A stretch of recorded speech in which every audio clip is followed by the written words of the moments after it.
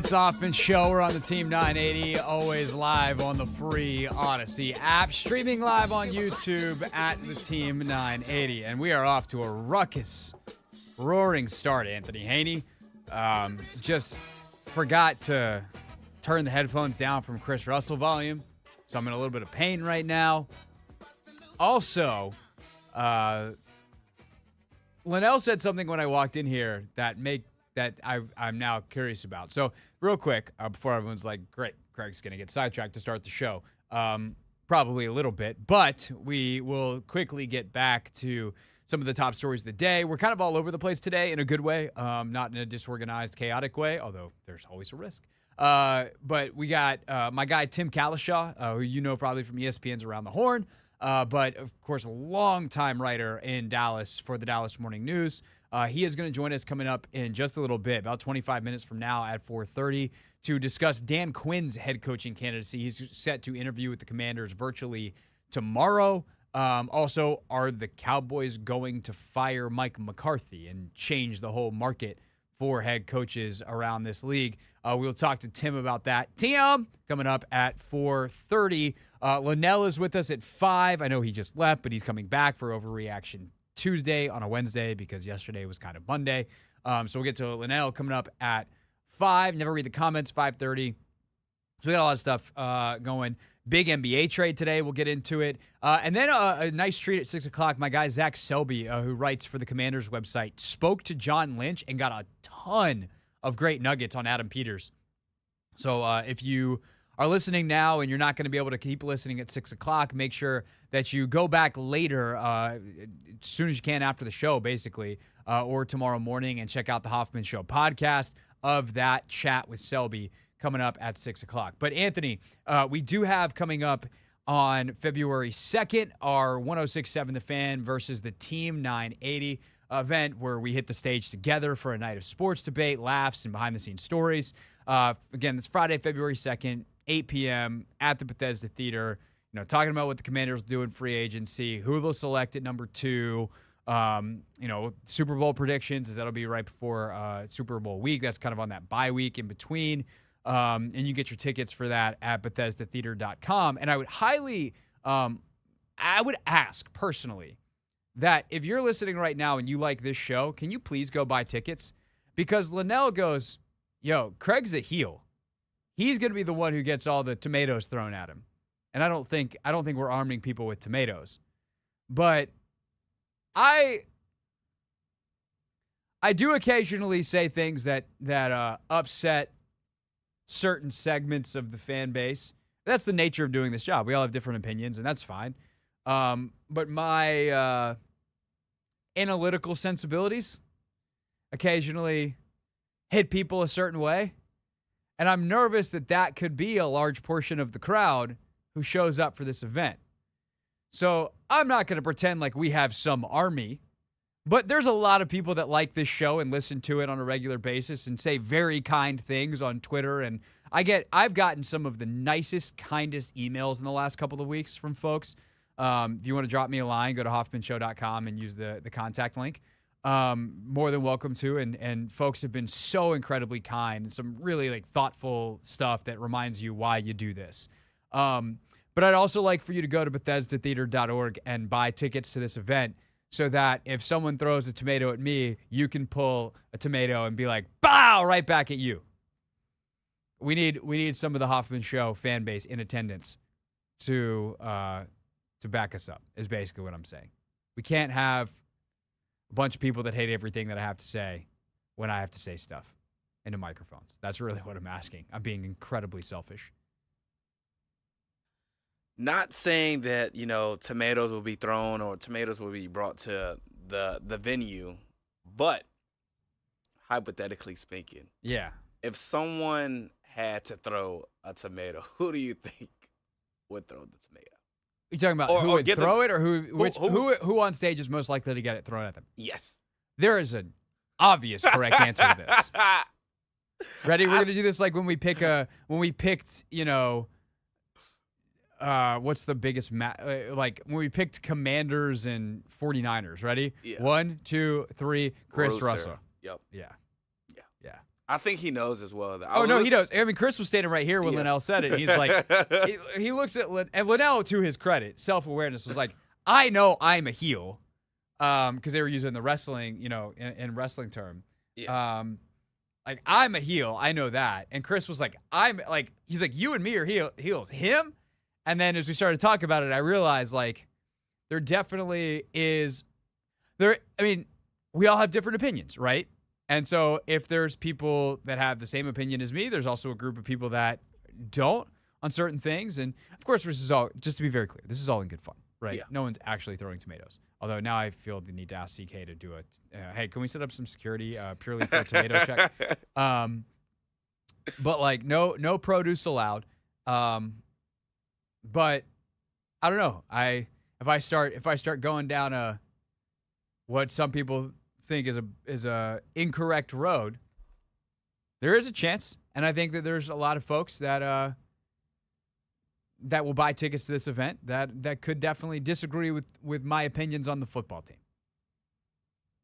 I think I will be well liked. You think you'll be well liked? Yeah. How could we set you up? How do we set Anthony up on stage for success? I think we just let Anthony dance. I think I should just smile. Yeah. And wave. You got a great smile. Yeah. Anthony's like, hi. I think that's all it would take, to be honest. Yeah. And then, like, during the introductions, like, we just have you dance. Yeah. If you got to dance to one song on stage to make the crowd, like, to get the crowd going. I couldn't even tell you right now. I've been dancing a while. I know. That's what I'm asking. You have to choreograph for a dance. There's a new dance that a lot of people in New Orleans are doing. I don't know the name of the song, though. I need to figure out. I know it's on TikTok. I don't really use TikTok, but my girlfriend sent me a TikTok of the people doing the dance. So what's the dance look like? It's like this.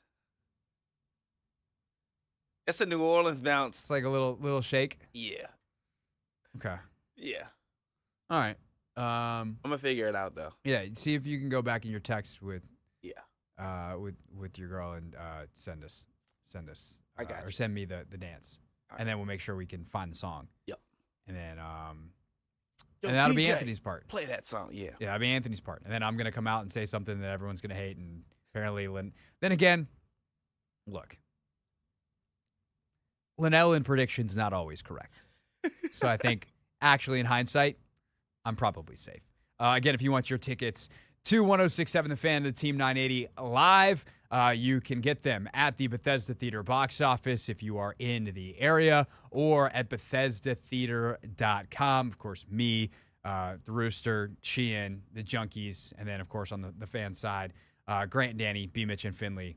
Everyone will be there. Be a great time. It's all off air, on stage, uncensored. BethesdaTheater.com. All right, when we get back, we'll get into the show, starting with the day's top story that I did not anticipate being the day's top story. Ron Rivera spoke to John Keim today from ESPN, and that's his first public comment since being fired. Some interesting things from the former coach before we set our sights on one of the main candidates who could be the future coach. And we talked to Tim Keishaw about Dan Quinn at 4:30. It's the Hoffman Show. We're on the Team 980, and we're always live on the free Odyssey app.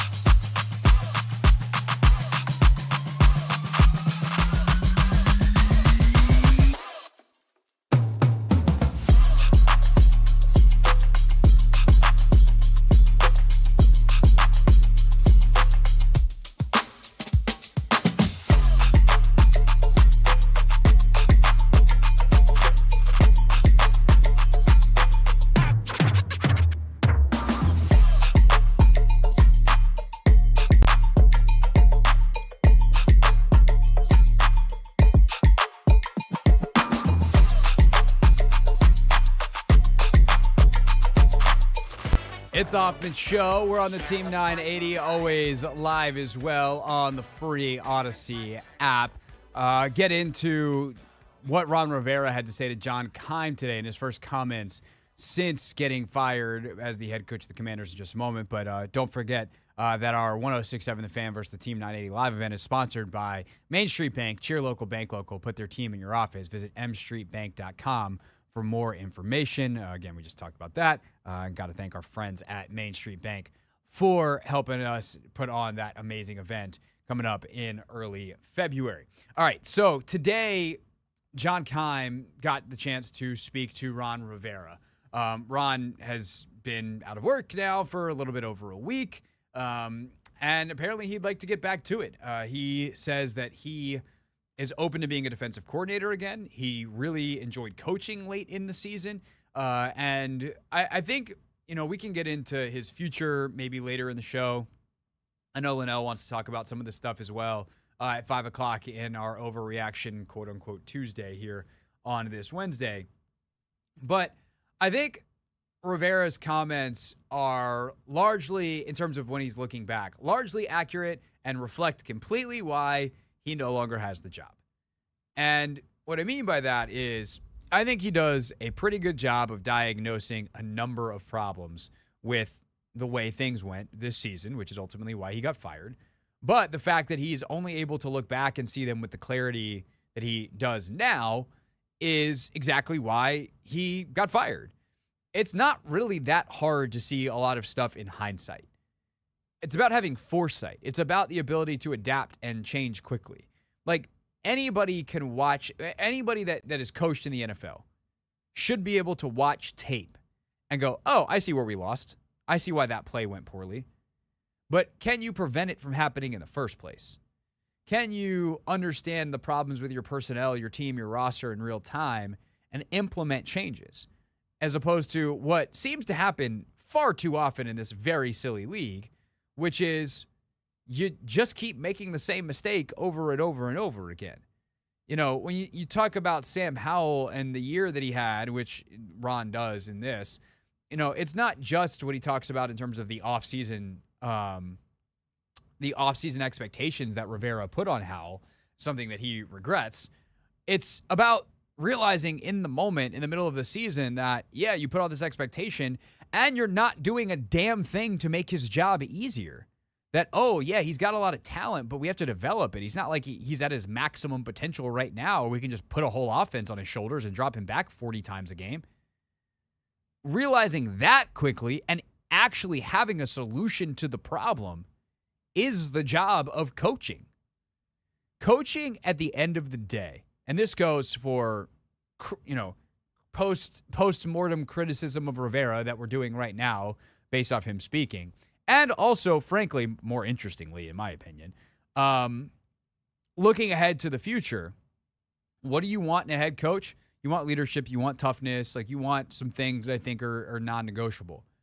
But I want you to be an excellent problem solver. Because when you're up here and you're not in the weeds, you should have clarity on the big picture in a way that someone in the weeds doesn't.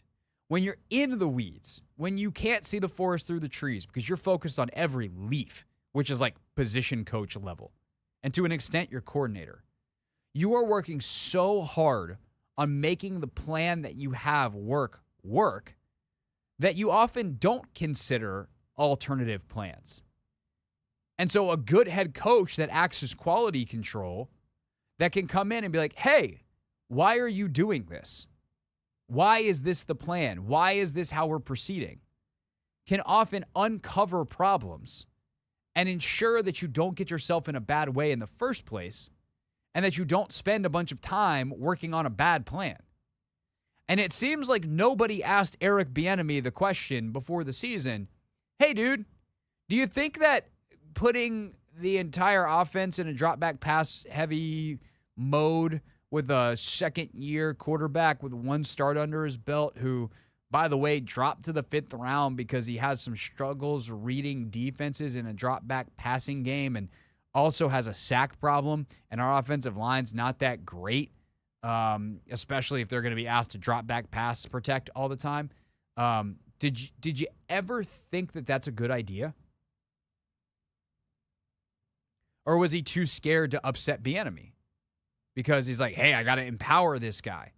You still have to do your job. You still have to go, hey, I hear you. I believe in the things you believe in, but we need to be realistic about our personnel and our quarterback. And this ain't going to work, bro. Like, I know you're new here, but like I've seen these offensive linemen in the last couple of years. That ain't going to work. We gotta support them more. We gotta have a more holistic plan. And that level of oversight didn't seem to exist. And so when Rivera starts talking about Howell and the expectations, he says, quote, and this is probably the biggest quote that everyone's pulling from this story, quote, I took a big gamble. I put a lot on Sam, and I probably shouldn't have put as much pressure on him. And I think that was probably one of the mistakes I made this year. He didn't deserve to have that put on him. He's a good young quarterback, has some talent and some ability, and I think that's something I should have backed off on. I should have kept emphasizing that he was going to be the guy that got the first opportunity. Just phrasing it that way would have taken a lot of pressure off of him, just kind of that he hadn't been anointed. But here's the other problem with that. Even going away from like the schematic element once you get into the season, saying that he hadn't been anointed, which, by the way, I also feel like is some revisionist history. Because didn't he really push back during the season or during the offseason last year when people were like, oh, so Sam's your starter? And he was like, no, he's not our starter. He's QB1. Like, he's QB1 for now, but we'll see. The rhetoric is not the problem. And in many ways, I think the other thing that comes out of this article is a complete validation of Ben Standig's reporting that Rivera is a man who is I don't want to say he's obsessed with, but that can't help himself in chasing narratives versus actual realistic solutions. He doesn't see the things that are hard because he's focused on satisfying a narrative. And now that the season's over and it's like, yeah, the Sam Howell thing didn't work, his response is not, we didn't do the right things for him to support him as a young quarterback that could have succeeded in this league, if that's what he believes. And you know, I still believe that there's an alternate version of the season that goes much better for Sam Howell, even if it doesn't remotely end with him being a clear solution for the future. Just didn't have to go as badly as it did, especially towards the end, and nor with the sacks in the beginning. But instead of acknowledging like the substance of the problem, it's like, I should have changed the narrative early. The problem wasn't that you said he was anointed. The problem was that he was. The problem was you told Jacoby Brissett, hey, dude, you can come in and compete, and you never really gave him a chance to compete. Now, did Sam do anything in the preseason that really opened the door? No. Was Jacoby so spectacular that you had to quote unquote have a real competition and give him starters reps the ones? Also no. But you could have, if it's a real competition, then you have to put them on even playing field. Like you did anoint Sam Howell. And I don't disagree with the decision they made. But it's not about the narrative of anointing him. It's the reality that you never actually let Brissett split reps with Sam. Like if that's your concern, if you want to go back and do the thing over and say, hey, Ron, what would you change? And your answer is, I would have given Jacoby more reps in the preseason. That's at least more substantive than I would have said stuff differently. But none of it's as good as, yeah, we should have absolutely had a completely different offensive approach that wouldn't have broken our young quarterback because we got him hit a billion times and gave him basically no realistic chance to succeed behind an offensive line built to run the football and a lack of cohesion in our play action game and all the things that we don't need to go back and rehash right now because we've spent so much time doing that pretty much all season long. So yeah, I think that this article is in many ways a validation of Ron coming to the realizations that many of us came to long ago. And I'm trying not to just come off completely with confirmation bias here, but I think it actually This isn't about like those of us in the media that have been saying these things being like some brilliant, clairvoyant people. It's that the solutions are that freaking obvious. Like the problems were that obvious. Ron chases headlines and narratives, not substance. And the other thing is he bit off way more than he could chew. Another quote from the article: I would have loved a different model just because in hindsight, now you really see how much more time you spend on personnel. And as a coach, that's not necessarily what you want to do. What I really enjoyed more than anything else was the last 5 weeks was just being right in the middle of everything. Now your only focus is just that one thing. That's what you do. You want to teach. Like, yeah, Ron was better at being just a coach than a personnel guy, as seen by his personnel decisions. And he did have an impact in the final 5 weeks of the season on some level, making a defense that was horrendous, in part due to his personnel decisions, in part because they had tremendously poor coaching to start, better being a very relative term. They were 0-5 and not particularly great defensively in those games. But again, you couldn't change the personnel, and they had made the sweat in young trades, et cetera, et cetera. So, long story short, Rivera is who we thought he is. I think it's interesting that he says he's willing to become a defensive coordinator. I do wonder if like some of the young head coaches are like, you know what, having a guy like with that experience around might be actually helpful. I actually think he could be a decent defensive coordinator. I'd certainly want to get him on a whiteboard and stuff, but I think Ron did not know what he was getting himself into when he got here. And I think it still might take years for him to really understand what he just went through the last 4 years and all the reasons why it didn't work. It's the Hoffman Show. We're on the Team 980. We're always live as well on the free Odyssey app. And when we get back, my old pal Tim Keishaw, that one from ESPN's Around the Horn and longtime columnist in the Dallas Morning News, he joins us. So the Cowboys going to fire Mike McCarthy. And what does he think of Dan Quinn as a head coach candidate there or here? Keishaw next.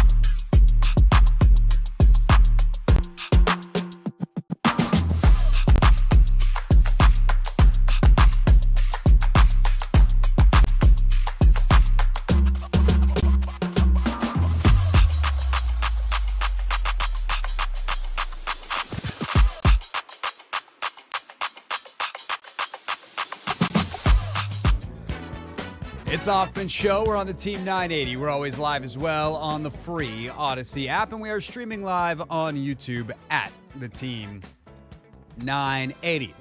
Once upon a time, long, long ago, in a land far away called Dallas, Texas, I worked on a little radio program, an afternoon drive, called The Afternoon Show with Keishaw and Mosley.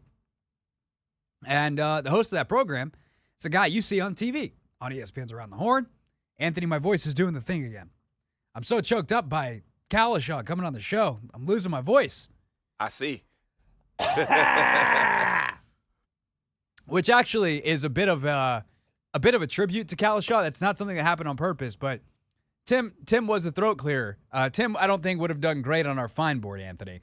But that's okay. He's very, very smart. And, Tim, that's got to be the worst radio introduction you've ever had, and I'm so sorry for that after you do the special favor of coming on our radio show. But it's an honest one, and it's an accurate one. And I did Keishaw and Mosley, then I did Dennis and Keishaw. I never had the Keishaw show, like the Hoffman show. You don't seem to have anybody with you. It seems to be your show. It is, except for when my voice wants to die on me, which is just not a great thing. And then Anthony, our producer over here, has to bail me out. But it's okay. We made it, Tim. That's okay. You made it. We did. Ladies and gentlemen, from the Dallas Morning News and, of course, ESPN's Around the Horn, Tim Keishaw. Tim, very much appreciate your time. I'm sure you are very busy on fire your coach watch down there. Before we get to Dan Quinn and what he could be as a candidate, whether it is there or here, what is the latest on Jerry Jones's thoughts on Mike McCarthy and where the Cowboys are right now?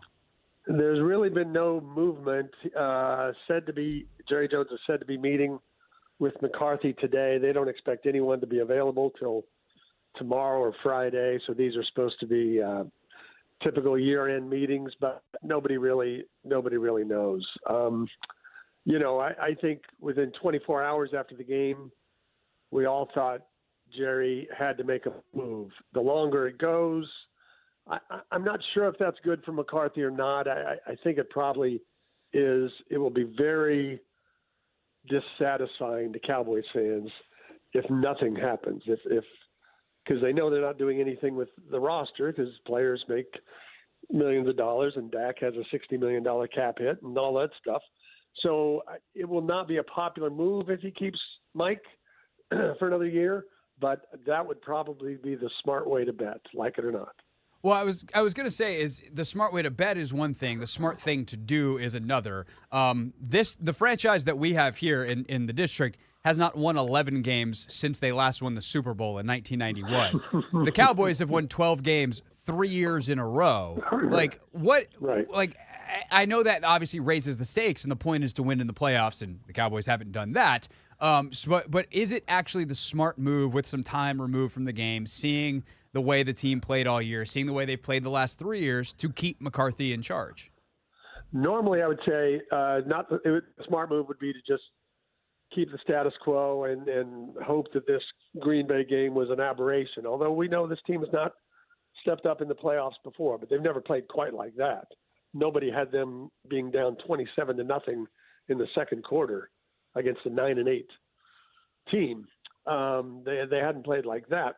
But I do think there's something very intriguing, and it would be intriguing to Jerry Jones to think about bringing in Bill Belichick for even if it's 2 years, 3 years, and seeing if you have a really good team that can win 12 games, what can he do when you get to the big games, assuming he brings in the right offensive coordinator. I would guess Josh McDaniels is available again, right. It would seem. But regardless, having that on the sidelines, instead of I don't know, there's just a sense that with McCarthy, you have a coach who's okay, who gets to a certain level, but you never really feel like, oh, the Cowboys are going to, outcoach the hell out of the opponent this week. They're going to outsmart Kyle Shanahan and Matt LaFleur and Sean McVay and all that. So with that in mind, just with Belichick or, heaven forbid, Jim Harbaugh, who I don't think would come here for a minute, but if that was in play, if you can get one of the great coaches, then I think you consider it. You don't fire Mike McCarthy just with the idea of firing him and, okay, let's go out and find some coordinator and try him as a head coach. Tim Keishaw, of course, the Dallas Morning News, ESPN's Around the Horn, with us here on the Hoffman Show. There was a lot of rumblings coming out of Dallas, Tim, that Jerry really likes Dan Quinn and didn't want to lose him, and maybe that could be something that, you know, is a reason why he moves on from McCarthy to then hire Quinn and keep him. How much did the defense's lackluster performance, if you will, on Sunday change that equation? You found that performance lacking. I did not think it was good, Tim. You saw some open receivers for the Packers. Just a few. You saw Aaron Jones having another field day. He had 4 touchdowns against his team 2 years ago. He had 3 touchdowns and 100 yards this time. It's really been kind of crumbling for a while. The Buffalo, they were terrible in the loss to Buffalo. They were okay in the loss to Miami. The defense was pretty good against Detroit until the final. They let Detroit go 75 yards in a minute 13, which created the whole 2-point extravaganza at the end. Right. And then, of course, they beat your Commanders and got a couple turnovers off Mr. Howell. Yeah, but you and everybody else. Yeah, that wasn't groundbreaking news. No. They didn't play great down the stretch. They're a big play defense that thrives on turnovers, led the league 2 years in a row, which is very hard to do. Finished in the middle of the pack this year, and is bad against the run. I think Quinn has 5 interviews in 3 or 4 days. Tennessee, Carolina, the Chargers, Washington. He's got a lot of people out there that are still interested. But I don't know if those, he would certainly, if he wanted one of those jobs, and this will be the 3rd year he's interviewed. So I think if he gets an offer, he takes it this time. I don't think another $500,000 causes him to stay another year as coordinator here. So I think if Washington wants him, they can have him. And he, you can look at his Atlanta time and say, okay, he did okay. He didn't do great. He got to a Super Bowl, right? And 2nd year, team slowly went down after that, and his defenses were never really very good there. It was kind of a Matt Ryan, Julio Jones, and Kyle Shanahan show there to get him to the Super Bowl. So you can make it out of what you want. I think he's a decent candidate. I would think Washington, new owner, would want to make a bigger splash with the head coach, but obviously I don't know that.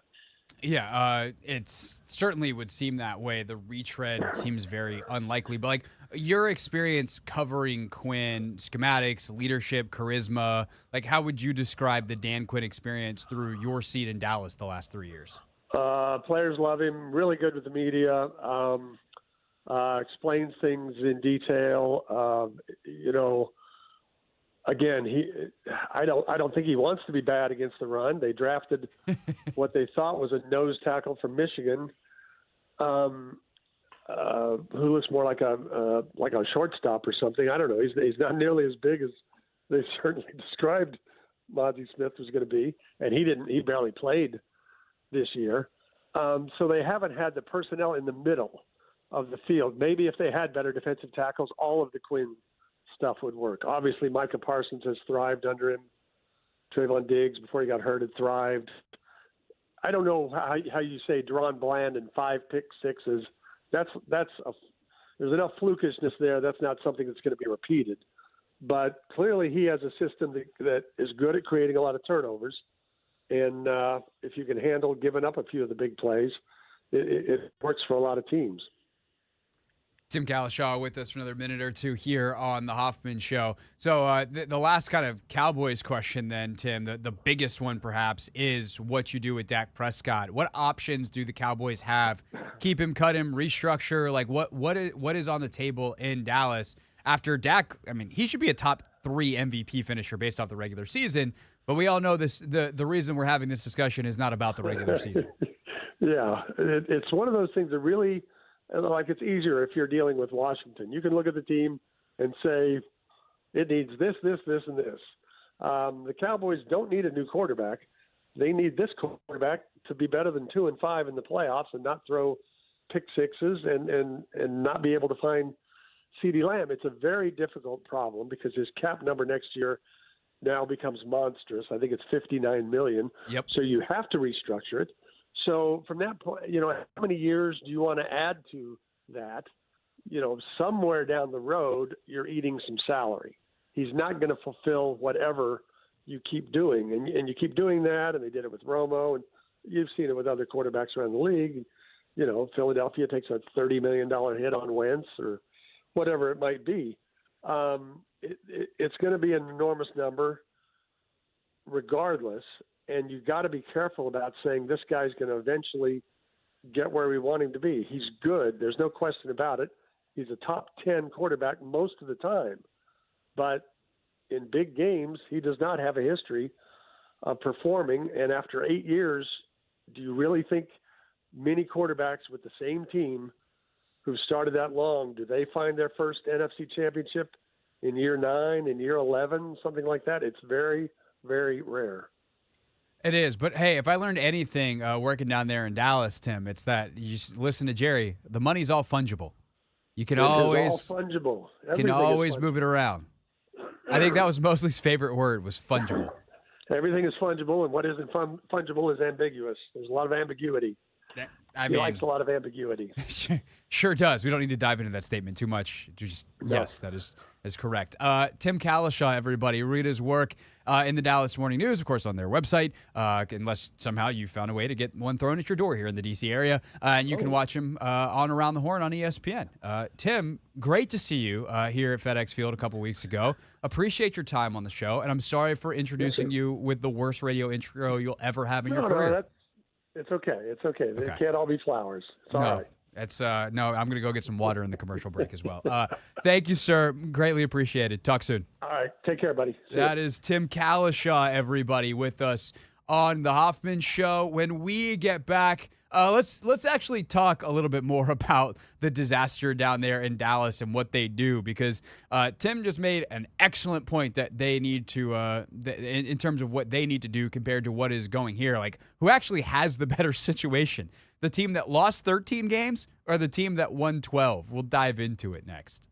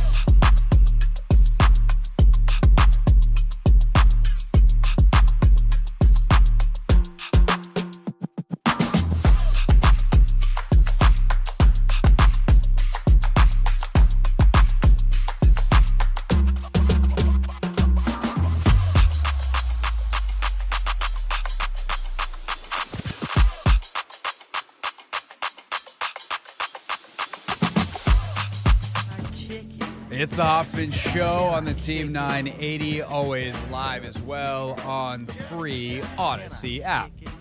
And we're asking a very silly question. Who would you rather be? A team that just won 12 games or a team that just lost 13?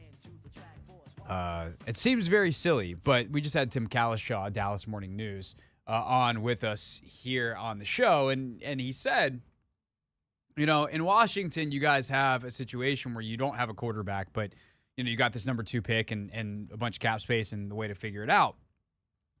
In Dallas, we have a quarterback who is 8 years in, is very good, has been very bad in the playoffs, and it's really rare that quarterbacks figure it out in year 9, year 10, and get to the NFC Championship game, and they figure out the playoff thing. And, oh, by the way, said a quarterback is owned $59 million next season.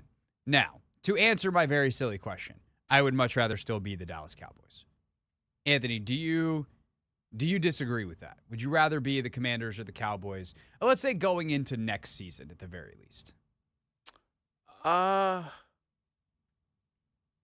If we're just talking about these two teams, I think I would rather be Dallas. But if we're just talking about being a 10-win team, I think depending like where you're, like the Packers. If I'm the Packers, I would love to be the Packers just because they're young. That wasn't the question. Oh, yeah. All right, The Packers, the Packers might have the best. Like, if we were to do, this would actually be interesting. This is a good idea, Anthony. We should write this down. Next 5-year power rankings, right? Or next 3-year power rankings. Which teams would you like to be over the next 3 years in the NFL? You look at cap space, young talent, old talent that you think can hang out for 3 years. Like, I think that becomes pretty fascinating. Like, this year is one thing, next year is one thing. Because, like, if you're Kansas City, right, can Travis Kelce hang on for one more year of fairly elite production? Probably. Can he do 2 years of elite, or in 2 years is he like an average tight end with a huge name, and or is he retired? Yeah. And then what do you have? Well, you do have Rashee Rice and Sky Moore and these young guys. Hopefully Rice looks like he's a good player. Moore looks like he might, I don't want to say be a bust, but like he's not going to be a stud. Like, can you get, what else can you get as you continue to pay Patrick Mahomes oodles and oodles of money, and you have to pay guys like L'Jarius Sneed, some of your young defensive backs, right? But if you're looking at just next year, or even the next 3 years, I'd still probably rather be Dallas, depending on what they do at the head coach spot. But it is way closer than it should be, and this is the nature of the NFL to an extent, but it is still way closer than it should be for a 4-win team versus a 12-win team. Because if you look at the top of the Cowboys, like cap sheet, right? The good news for them, well, actually, no, I take that back. One, they need to figure out a contract for CeeDee Lamb. CeeDee Lamb's contract is he's due for an extension like this offseason. He's going into his 5th-year option. He's going to count $17 million against the cap this season. But they got to figure him out long term. So, not ideal, to say the least. Hey, we got one good young player at the top of the cap sheet. Oh, we have to pay him next year. Above that, you have 32-year-old DeMarcus Lawrence, who I think is still good, but took a step back this year. He is set to count $20 million on the cap this year, and then has a void year basically after. So he's in the final year of his deal. So, and the good news for Dallas is the relief is coming eventually. Then you have Zach Martin, who is 34 years old, still great, but is in the final year of a $28 million contract. So the good news is, like, Lawrence and Martin are going to come off the books. The bad news is you have to replace them. And by the way, Micah Parsons clicks on Spotrac tab. All these numbers courtesy of Spotrac. This is the final year of his rookie deal. They will obviously exercise his 5th-year option to give him one more, but he's going to want a ton of money. So there goes your DeMarcus Lawrence money. There goes your Zach Martin money. to Michael Parsons and CeeDee Lamb. And then you're still in salary cap hell. You still need to figure out the rest of the skill positions because, like, Brandon Cooks is 31 and is not on a long-term deal. Michael Gallup, you did sign to a longer deal, I believe. But, like, he wasn't the same coming off that ACL this year. Yeah, he's got 2 years left on his deal. So it's a situation where, like, you got to figure out how to get Dak Prescott's cap number down, and you don't really have a way out of it. Like, your hope is that next year he's just better. And coming off a year where he was an MVP caliber player and then bombed again in the playoffs by just completely botching a first half. He was good in the second. Actually, that game is on right now, and, you know, it's kind of funny watching it come back. And, you know, it's like, oh, all of a sudden he starts finding CeeDee Lamb. All of a sudden he starts doing all the Dak stuff that's really good. And, you know, he threw for 400 yards and 3 touchdowns. He just threw for 2 picks and a pick 6 and couldn't find CeeDee Lamb with radar in the first quarter. You're just relying on that dude to be better versus this blank slate of $78 to $90 million in cap space, the number 2 overall pick in the draft, and 5 picks in the top 100, 9 overall that the Commanders have. Yeah, I mean, I feel as though a lot of blame, you know, is on Dak. And we talked about it yesterday. You allowed a team to go out there, put up 48 points. Everybody deserves some of the blame. But this defense was playing number 1 or, you know, top 3 defense all season long. And I feel like sometimes you need your defense to, you know, go out there and bail you out sometimes. And I don't think Dallas's defense did that. You know, Green Bay, they controlled time of possession in the first half, and they, you know, that was smart of them, you know, keep a hot and explosive offense off the field. And I think they just, you know, perfected the game plan a little bit better than, you know, Dallas. Yeah, and so it comes down to, and here's the other thing too, right? Let's say they move on from McCarthy. You think Dak is going to thrive under Josh McDaniels' convoluted whatever system? Now, there's already talk that McDaniels might be going to be the OC in New England, work with Mayo. Yeah. But, like, does Bill, if Belichick goes there, does he bring Bill O'Brien? Right? But, like, I doubt he's going to bring whatever McCarthy has been running. So Dak would have to learn a new system. And what are the chances in year 1 of a new system with a completely new coaches and a completely new atmosphere that he's going to do as well as he did this year? Probably not very good. Now, maybe by the playoffs it works out, but at the end of the day, like, Dallas has to self-improve. There's not going to be a lot of help they can acquire from the outside. Their draft pick is going to be late. Their cap situation is not good. Yep. And they've got a quarterback who most teams would be very happy with. I would. But, yeah, I mean, Dak Prescott would instantly become the best quarterback Washington has had in a long time. He'd be the best quarterback in Bears franchise history. Instantly. Yeah. Seriously. That's because the best current quarterback in Bears franchise history is probably Jay Cutler. But, yeah, it's not a good situation down there. With the understanding that that is a relative term, though. And this is the thing that I think sometimes, like, with the narrative around the Cowboys gets out of control is like, okay, so if they go 12 wins or in the playoffs again, and then they win a game, like, they could easily be in divisional, or they win 2 games, God forbid. Now they are in the NFC Championship game. Like, is that out of the equation? No, they just need to run it back, you know, with the same success that they've had 3 years in a row, and that feels hard. All right, coming up next here on the Hoffman Show, Lenell pops in studio with us for Overreaction Tuesday/Wednesday. He's got thoughts on what Ron Rivera said to John Keim today and his first public comments since being fired, and we'll get his take on Adam Peters as well. It's the Hoffman Show, Team 980, and always live with a free Odyssey app.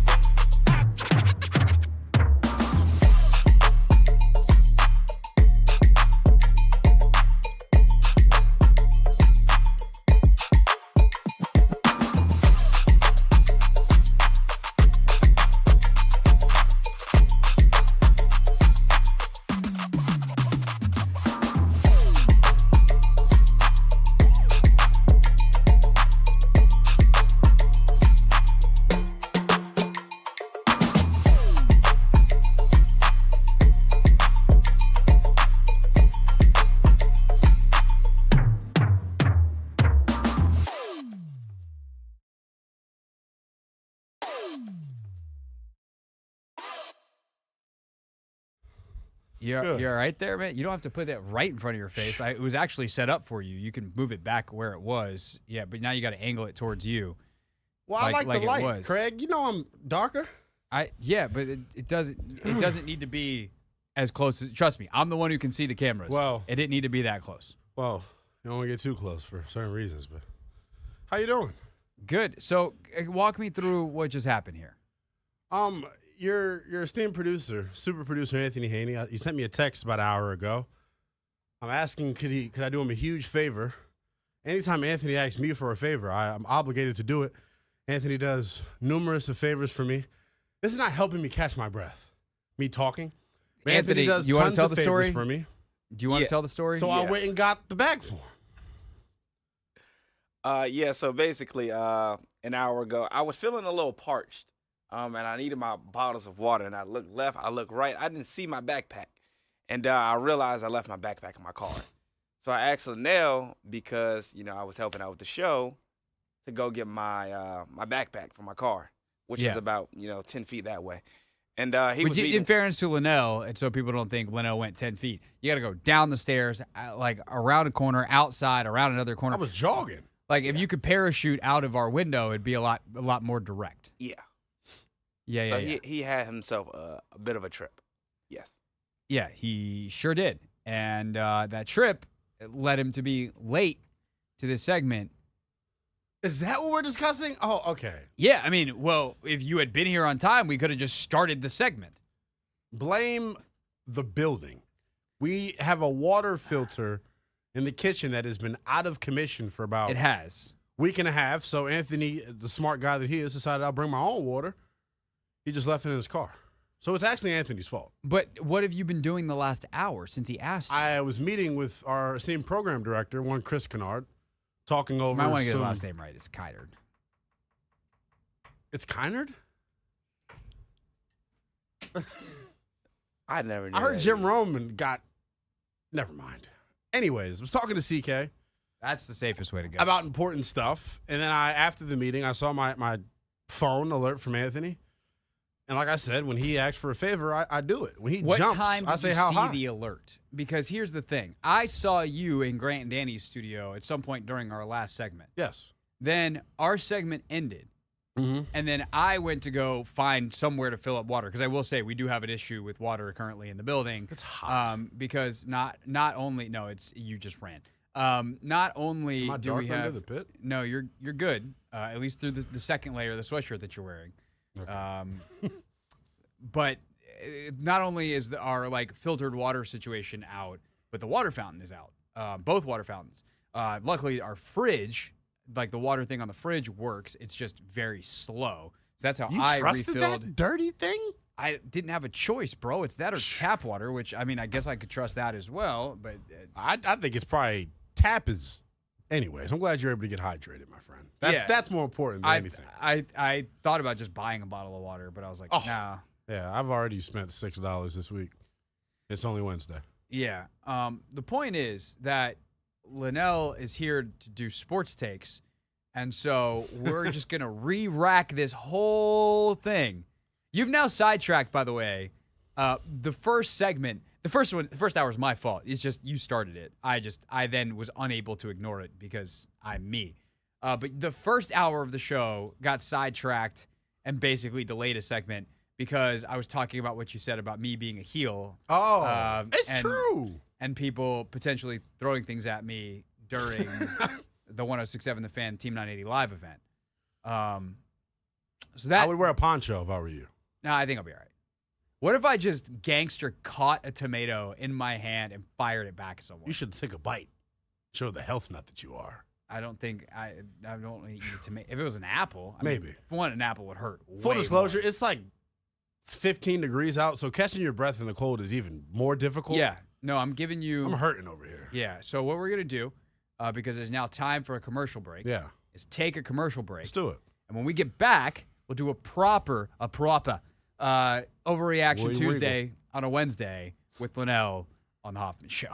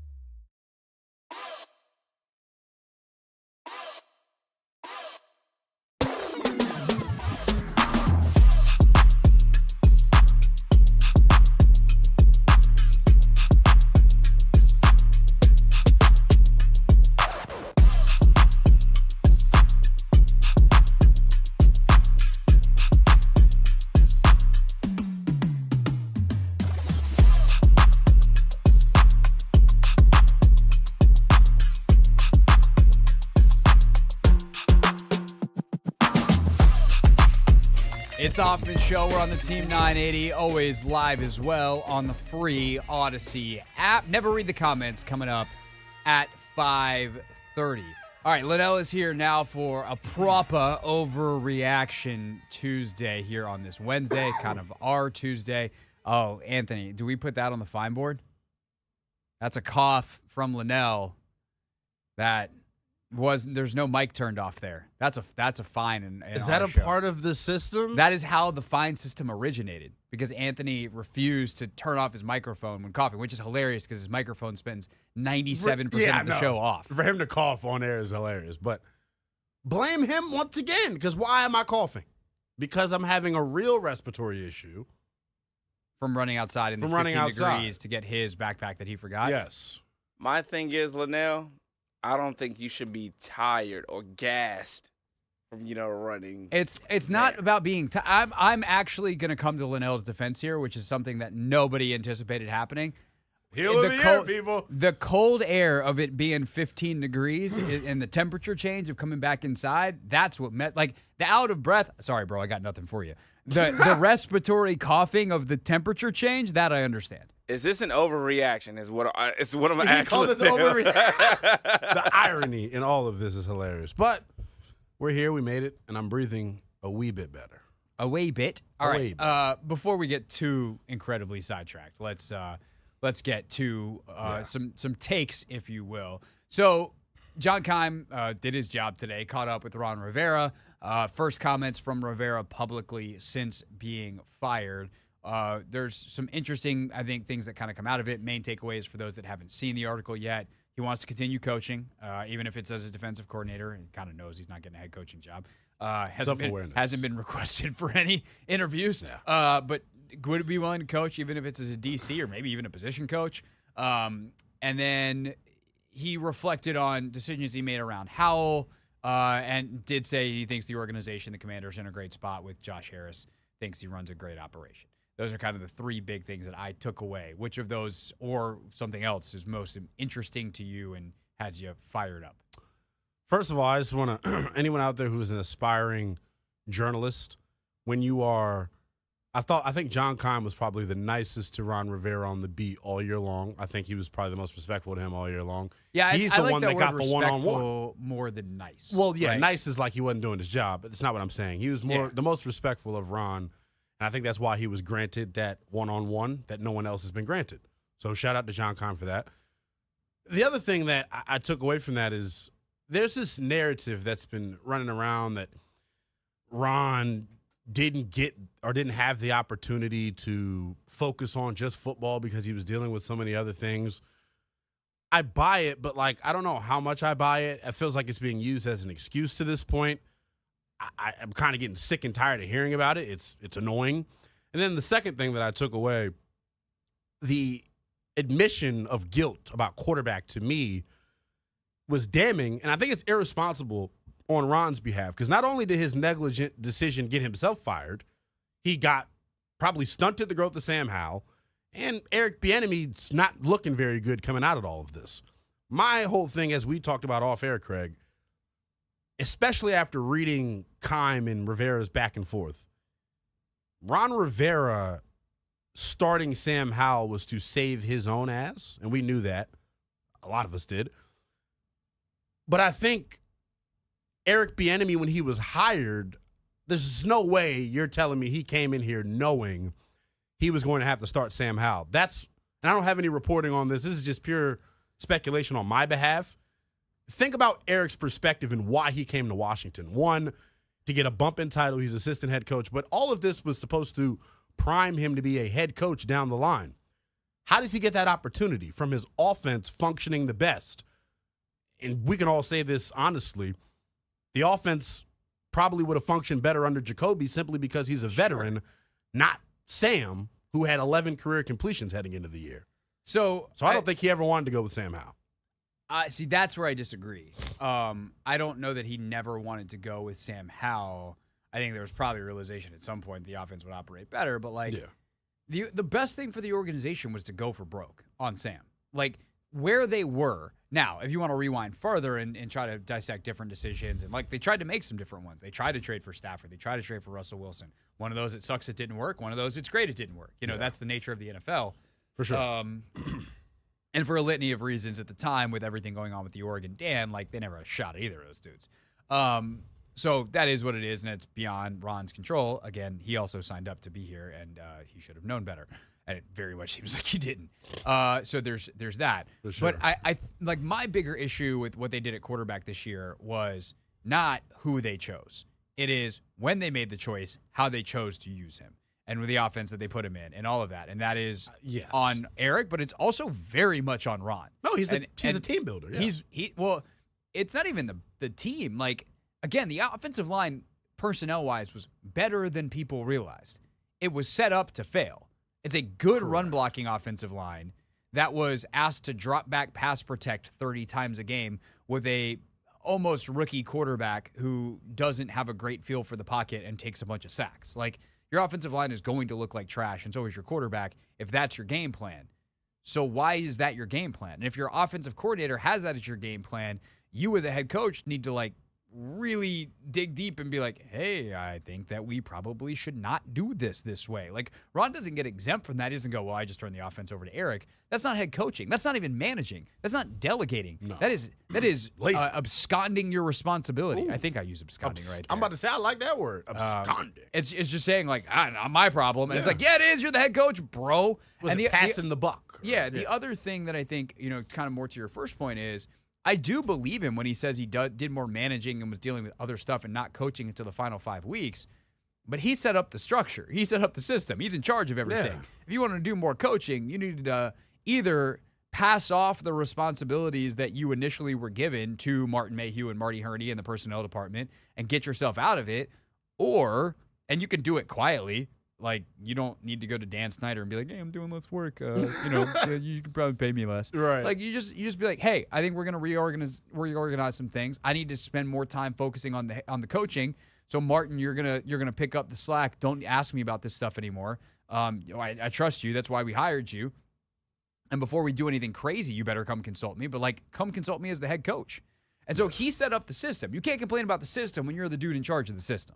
That would be my big thing. That kind of encompasses all of it. Yeah, right? And I think it's the number one problem with how they've addressed quarterback over the last several years.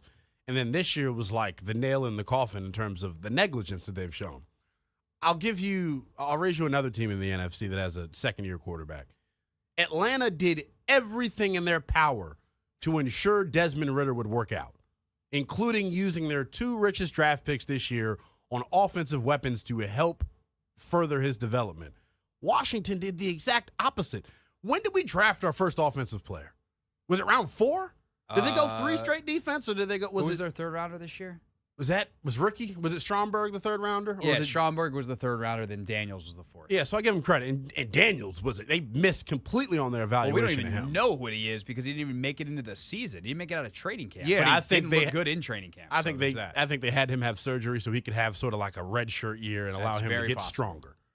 He probably could have came back, but they knew they whiffed on the pick. Which is like, to your point, like you use a third rounder on Stromberg to be your a kind of pick that you take a starting center with. Yes. After signing Nick Gates. It doesn't make sense. That's the big takeaway for me in the 5 years around or the 4 years around. Nothing ever made sense. And then not only did you not use your 2 richest draft picks to help the quarterback, to your point, and I don't know how much this is on Eric and how much this is on Ron.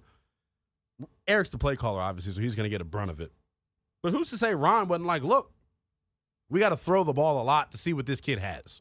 We need to know what he is. Let's load him up and then dial it back, which, if you go back to August, that was universally the plan. Like, they were saying that in August that was the plan, to load him up and then dial it back. But when they said load it up, I think we thought it was from probably a terminology standpoint, not amount of dropbacks. Yeah, I mean, from everything that we've all ever heard, and maybe this was Ron overcorrecting from his miscue with Eric and the kind of the media narrative in training camp, whatever. But it very much seemed like once Eric got here, anything that touched the offense, it's the Lion King. Anything the light touches is yours. Yeah. Anything the offense touches is yours. Yeah. And there was like no oversight of it. outside of, hey, Howell's going to be the guy. And again, I refuse to let revisionist history happen, which means multiple things at once, which is hard for people to wrap their mind around, but it is what it is. There was nothing that happened in the way that the quarterback competition happened that meant that Sam Howell shouldn't start. Sam had a good enough camp, and Jacoby did not have some overwhelmingly brilliant camp. Craig, you can't use the word competition. But that was going to be part two of what I was going to say is, if they were telling Jacoby, hey, we're having a real competition, then they needed to split the reps. I don't actually disagree with how they did things, where it's like, look, if Sam falls on his face, Jacoby's right there. But then if Jacoby is overwhelmingly brilliant, then we'll leapfrog him. But Sam's going to get every opportunity. And by the way, we're pretty sure he's good enough based off what we know that he's going to win this opportunity. So we need to make sure we prepare him by giving him all the starters reps. What I can't possibly begin to defend is what they did with those reps. Well, yeah. And that's like, those are all things that like you could change. You could change any part of that and get a better result. It's hard to get a worse one. You could have used Sam in a smarter way. You could have had a real competition that Jacoby probably would have won and run a similar offense, and it would have been better. But at the end of the day, I actually don't think the way it went down long-term is good is bad for the franchise. They didn't mess around and go 9-8 with Brissett and snip the playoffs and convince themselves they're close. They won 4 games, have the second overall pick, just recruited arguably the best GM candidate in the league, and we'll see what they do at head coach. And part of the reason the guy came is because he got a blank slate, no commitment to any quarterback, and the number 2 pick to fill it.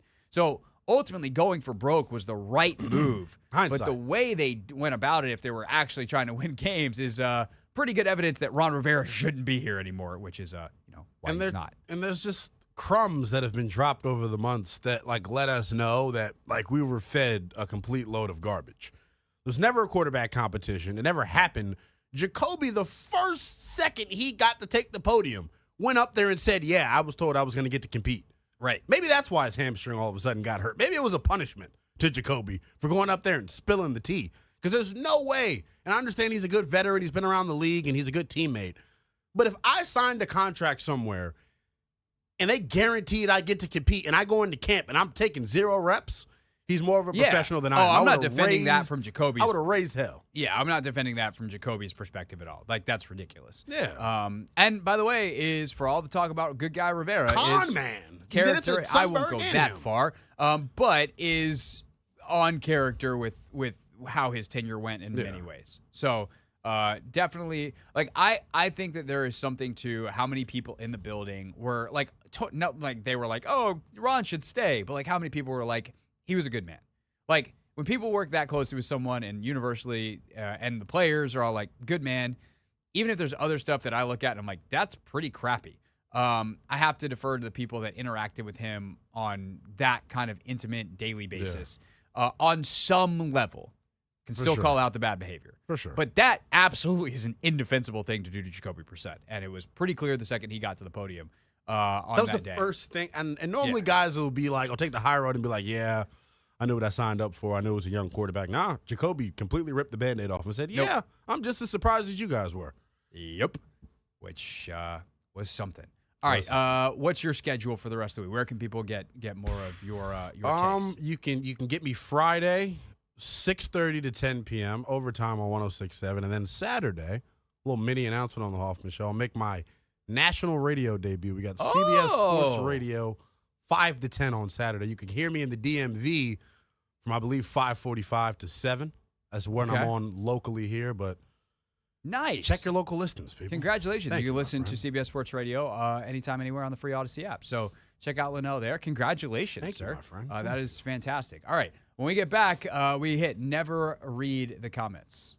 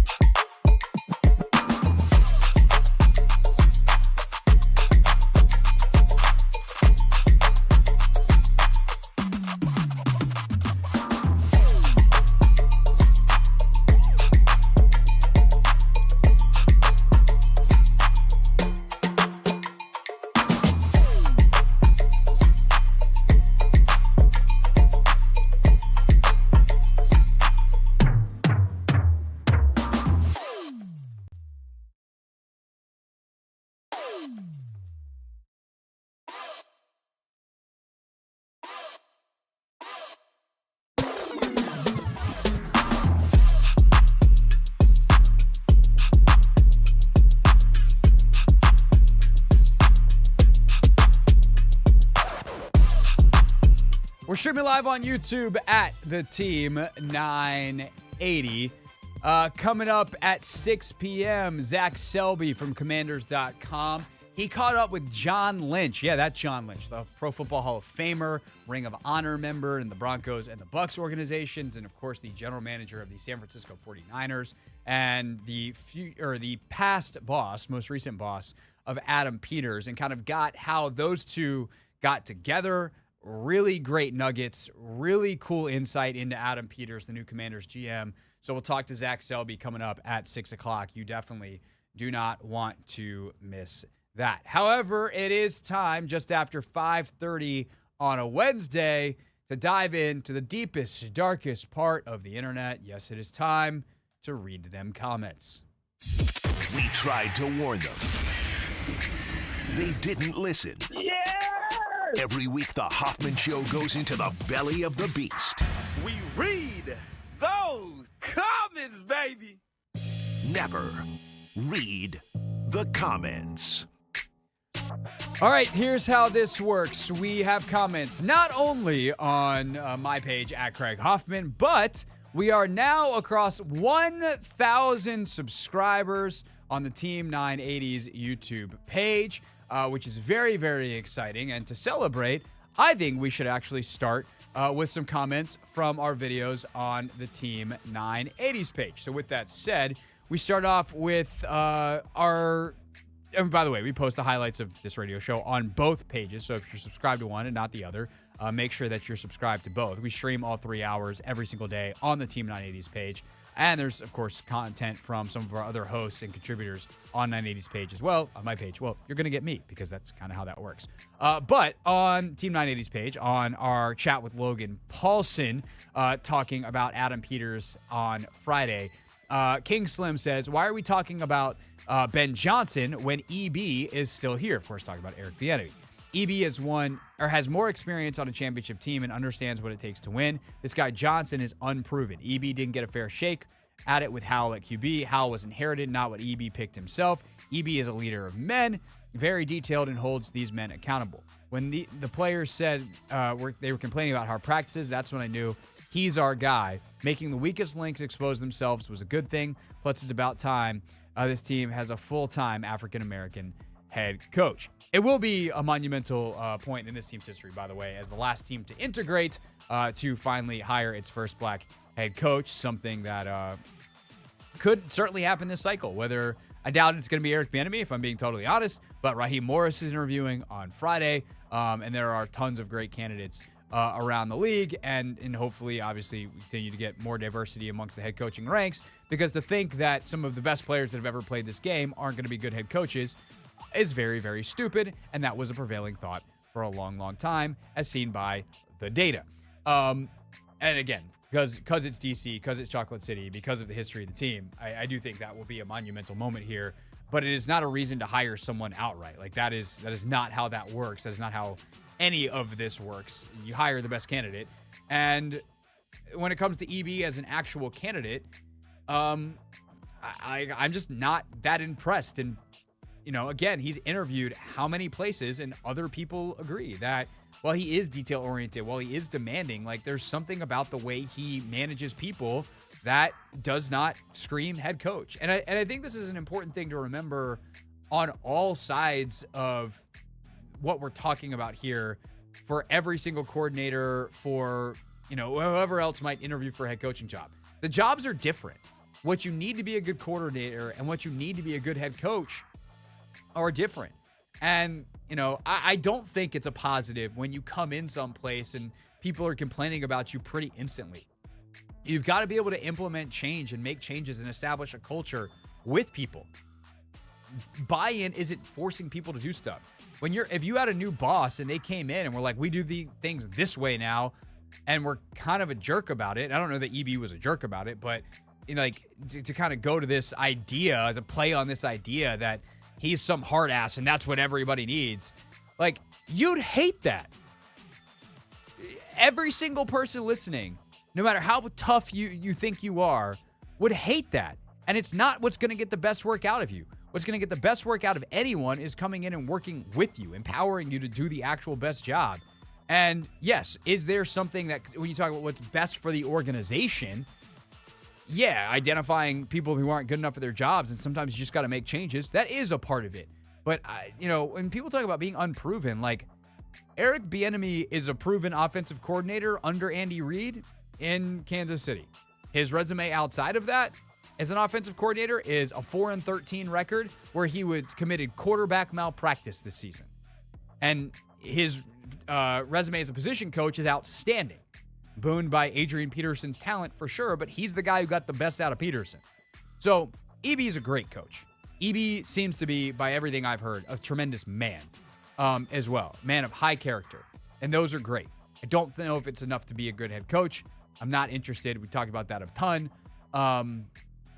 But it's just like some of the things that people hold up as like positives on the resume are not going to sit well with a guy like Adam Peters or a guy like Josh Harris. And I think much more like they do. Let's see. All right, back to the comments at Craig Hoffman. First of all, thanks to some of the... I've been trying to, Anthony, be better about... instead of just responding to the nasty comments and the people that say mean things on the internet, been trying to acknowledge more of the positive ones, say thank you. As our page grows, we get more of each. That is the nature of it. But let's see. Who was this?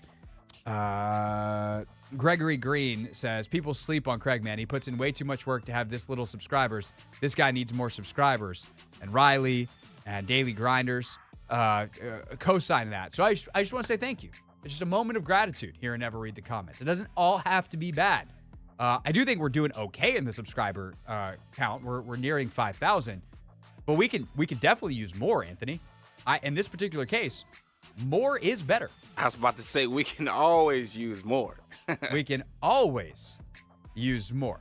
All right, let's get to some of the actual football comments, and there were plenty on our videos this week. This is a funny one. Actually, our most recent comment from Apollo. Did anyone shut off Martin Mayhew's badge? Make sure to contact payroll as well. Easy fix. Technically still employed, but I think that is probably going to change. That is one thing that I wonder how quickly they will do that, because obviously the number one thing is that Peters and company hire a head coach, but how quickly do they then, make a ruling on a guy like Bieniemy, a guy like Mayhew, or can Peters kind of do those two things as once? Also, housekeeping, at WowLex says, if San Fran wins the Super Bowl this year, does Peters get a ring, or did he leave the building too early?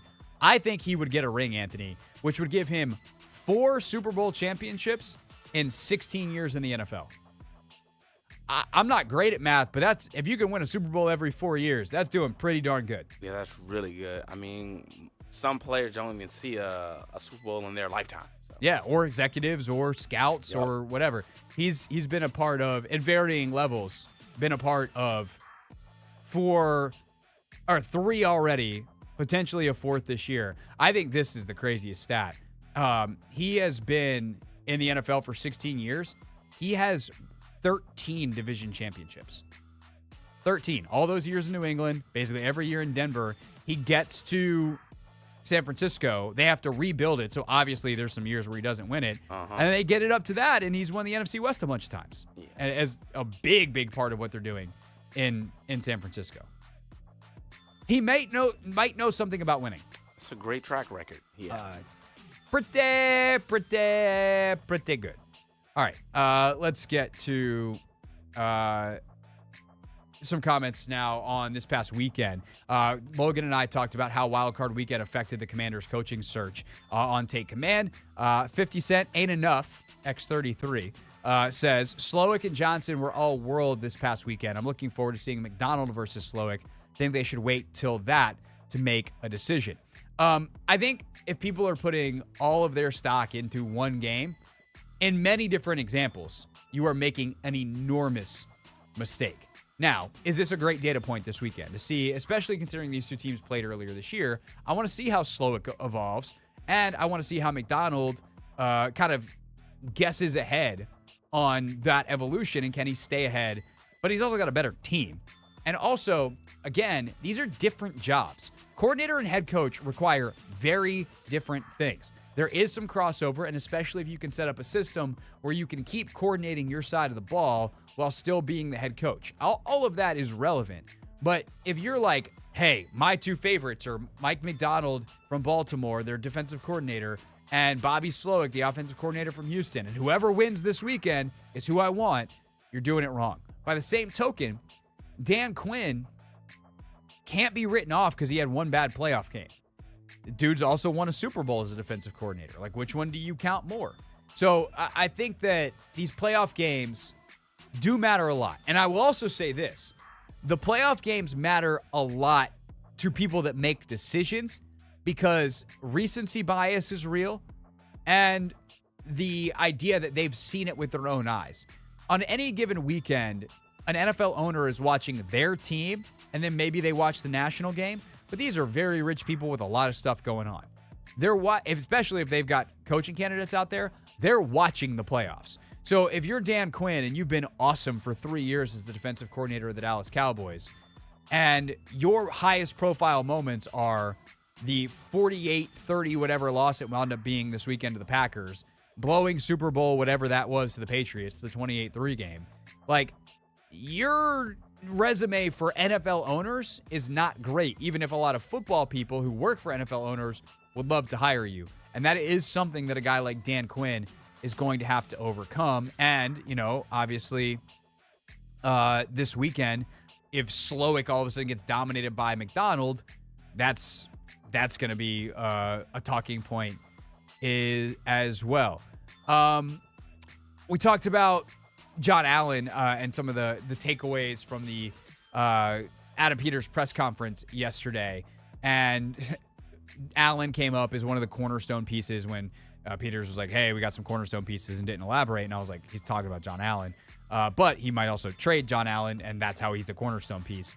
And I also talked about how they have to see what the defensive coordinator is. Because if you hire a 3-4 coordinator, like, you don't have a place for John Allen. Is he a 3-4 defensive end? No, that's a waste of his talent and a waste of your resources. And Day 1973 says, did you watch John Allen this year? He's not a 4-3 defensive tackle either. And again, I think it's really, really important for people to not overreact to one season, one game, whatever. And this goes for Emmanuel Forbes and what you think of him. This goes for John Allen. This goes for John Dotson's regression in year 2. This year's Commander season was a disaster in a million ways. And to put too much stock into anything when you have other data available, I think is a huge, huge mistake. And essentially, I guess today's theme, and never read the comments, is don't overreact to one thing, one season. And it's really don't overreact to the thing you saw most recently. John Allen was a Pro Bowler in the previous 2 seasons. And this season, he played with a Liz Frank injury that bothered him the entire year and a knee injury that bothered him for the back half of the season. Do I think John Allen all of a sudden can't play football? No. I think he was hurt. And I think he was part of a terrible defense that was very poorly coached. And by the time he got healthier, they had traded Sweat and Young. So all of a sudden, he's getting double teamed every snap. And again, John Allen was not good this year. But to think that means you need to cut him and he sucks and he's not a good player or even a worthy NFL player anymore. Like, it's such an overreaction, and it's so tired to hear people go to that extreme, but even, on a more reasonable basis to think that all of a sudden he's toast. I think you're probably jumping the gun.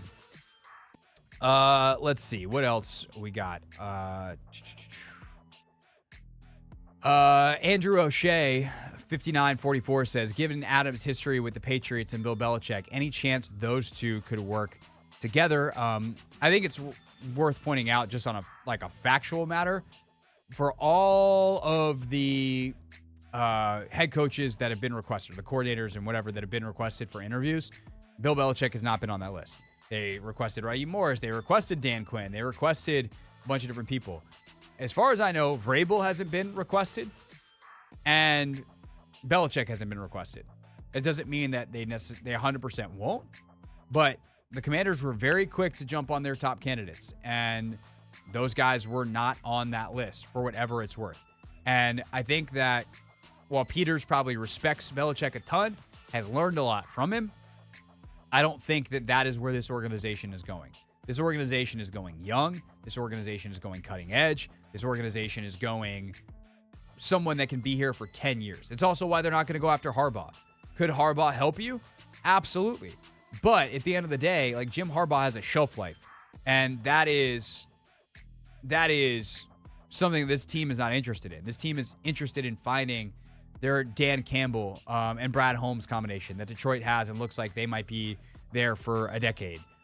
What John Lynch and Kyle have put together in San Francisco, what Les Snead and Sean McVay have put together in Los Angeles. Like, that is what this team is trying to find. It's what every team is trying to find. But this team, I think, is taking that more seriously and not willing to put up with anything in the short term. And Belichick, because of his age, is a short-term prospect. Harbaugh, because of his demeanor, the way he rubs people the wrong way after a very short amount of time, is a short-term prospect. And it's just not something that they're that interested in. It's got to have the chance to be long-term. Great point from Carter Boatner 5170 on Never Read the Comments on our chat with Logan. The 49ers succeeded at finding the right guys from a mental kind of study, was a quote from Logan in our interview. And he said the key to modern NFL rosters, both finalists for the GM job, have psychology majors. That is a good pull from one of the commenters. And I think that, like, I've been doing a lot more reading about psychology and neurology and stuff recently, just because I'm a gigantic freaking nerd and that stuff really interests me. By the way, Anthony, I'm reading this book on sleep right now. And did you know the song Yesterday by the Beatles? Paul McCartney basically wrote it in his sleep. There's parts of your brain from a creative standpoint that are basically unlocked during REM sleep, during, like, when you dream. And the logic parts of your brain that make those same parts of your brain have, like, walls on it, have a ceiling on them when you're awake to keep you safe so you don't, like, go crazy. Those are off when you sleep. So your problem-solving abilities and your creative thinking abilities are actually greater when you're sleeping than when you're awake, and you can carry some of those thoughts in your sleep. And so, like, the song Yesterday by the Beatles, Paul McCartney thought of that melody while sleeping, woke up, sat down at his piano, started playing it, wrote it down, and was like, wait, that's not familiar because I heard it somewhere. That's familiar because I just wrote that. Oh, my God. Isn't that crazy? That's insane. But also, I don't remember half the dreams I dream. Yeah, that is. But there are times that you've gone to sleep thinking you had a problem and woke up with a solution, yeah? Yeah. Yep. That's because that's your brain actually working. Wow. That's nuts. Here's another crazy example. The periodic table of elements, the thing that we all learned about in chemistry class. Yep. The guy who came up with it in his sleep. He'd been trying to figure out how all those elements and what they knew about chemistry in the 1860s was related, and, like, what the relationship was. And he thought of the periodic table, woke up, wrote it down, and they obviously then had to, like, go in and do the science to it and put it through the hypothesis and all those kinds of the scientific method. And there were only slight corrections they had to make based off of the original model he wrote down when he woke up from sleeping and dreaming. That's ridiculous. Yeah. Your brain is nuts. And that's why having a psychology major as your general manager is probably a good idea. I think that's a tremendous skill set to have because you understand people and how they work together and how they learn. And, like, yes, these two people will work together. No, these two people won't. This is how this person learns. This is how this person needs to be treated. And you can help treat everybody to the best of their ability. And you also, here's the other part of this to make it less like once they're already here. One of the most important things you can have in a football player when you scout them is, do you love football? If I sit down, Anthony, with you, and you're a college prospect, and I go, hey, young man, that's what coaches do. That was a very Rivera thing of me to do. Hey, young man, do you love football? I do. I love it with all my heart. Yeah. If I'm a psychology major and I actually am good at reading people, I can probably tell whether you're full of you know what. Seems like a useful skill to have. Just saying. I would agree. Yeah. Last but not least, on this Never Read the Comments, our funny comment of the week comes from a guy with a funny handle. His name is Tommy Lomain. Tommy Lomain. And Anthony, this is also from Friday, the day that they hired Adam Peters. He said, in all caps, if your left hand has been up for longer than 24 hours, please see a doctor. That's hilarious. Yeah. Because the mines are still up. I thought it was 4 hours, but 24 hours, whatever. Yeah. Go see a doctor. That is Never Read the Comments for today. You can always leave your comments at Craig Hoffman, at the Team 980. Make sure you're subscribed to the show on YouTube. When we get back, Zach Selby from Commanders.com joins us. He talked with John Lynch about Adam Peters. He'll tell us about that chat next.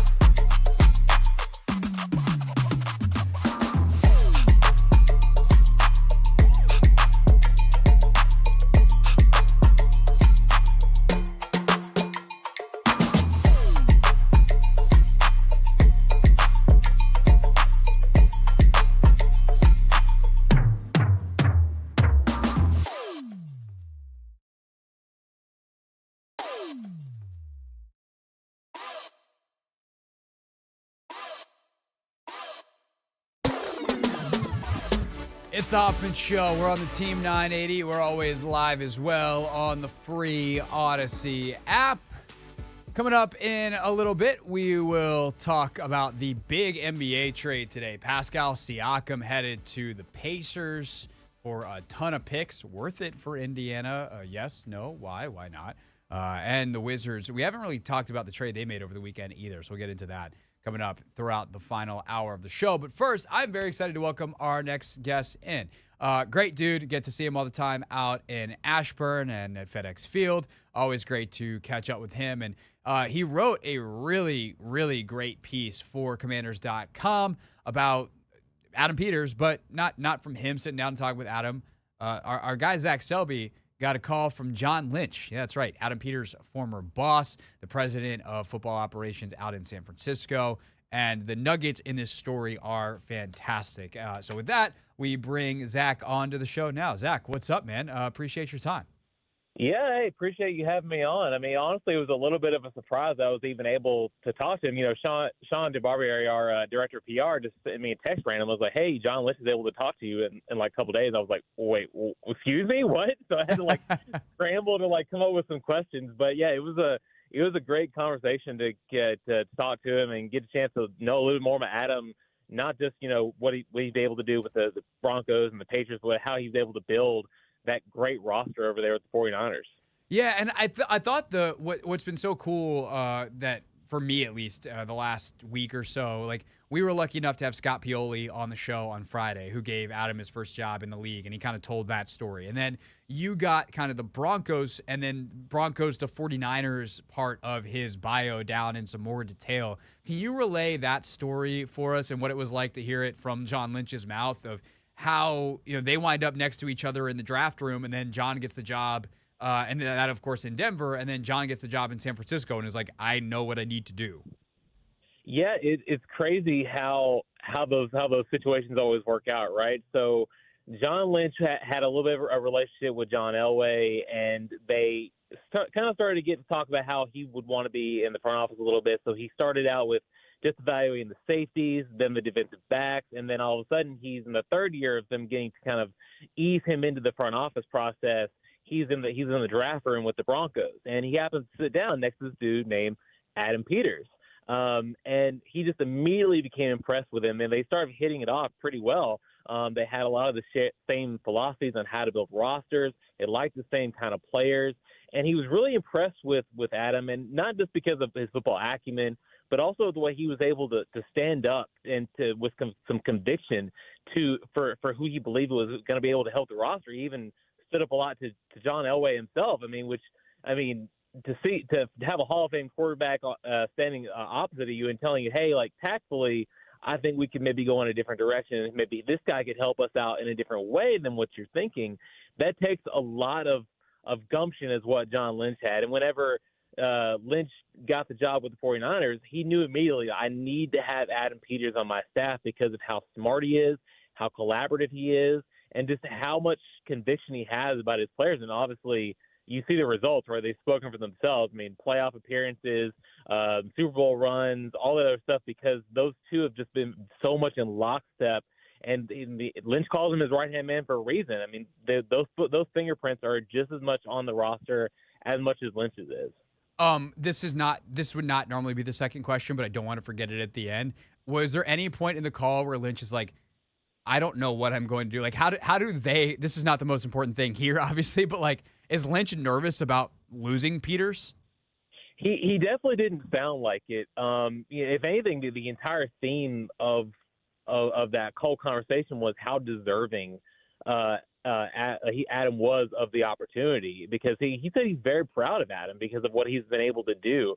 But I do get to what you mean. It's kind of like like I said, he called him his right-hand man for a reason, because he was so integral to the way the 49ers were doing things. It allowed John to prioritize his time a little bit better, because there's obviously, as a GM, head of football operations, you're getting pulled in a lot of different directions, but you have a guy in Adam Peters who says, no, I got this. You can handle the meeting with ownership. You can handle the meeting with the team president. I can handle some of the other stuff so that this ship keeps afloat here. And he appreciated that so much. But obviously when you have a guy like that, you realize, like, he's going to be a GM at some point in his very near future. So yeah, I'm sure he's going to miss Adam for sure. I mean, how would you not? But at the same time, you have to realize that, yeah, he's proud of him because he's seen him kind of, quote-unquote, grow up a little bit, and he just knew it was a matter of time before he was going to be leading his own franchise at some point. Yeah, no doubt. I think that it was just funny reading the quotes in your story. Again, Zach Selby, Commanders.com, is with us, talk to John Lynch about Adam Peters, and there was like an undertone from the way it's presented. It's like, you know, he's so complimentary. You're like, oh my God, how am I going to replace this guy? So I was wondering if he ever vocalized that on the call. But I mean, part of running a good organization, as they well know in San Francisco, is setting up a succession plan, as they have from Robert Saleh to D'Amico Ryans, and now Steve Wilkes replacing Ryans, and all the things they've done with their coaching staff. So I'm sure they can do that in their front office too. You mentioned the impact that Peters had on the roster out there. What is it about him as a talent evaluator that makes him so special and allowed him to work not just so well with Lynch, but with Kyle Shanahan? You know, I think there's a couple of things. I think one is his collaboration, right? I think that's been so key, not just for Adam Peters, but it seems like anyone who comes out of that 49ers organization, it seems to be like collaboration is kind of like their biggest thing. He's not really going in there with his one voice saying, oh, we have to do this or we have to do that.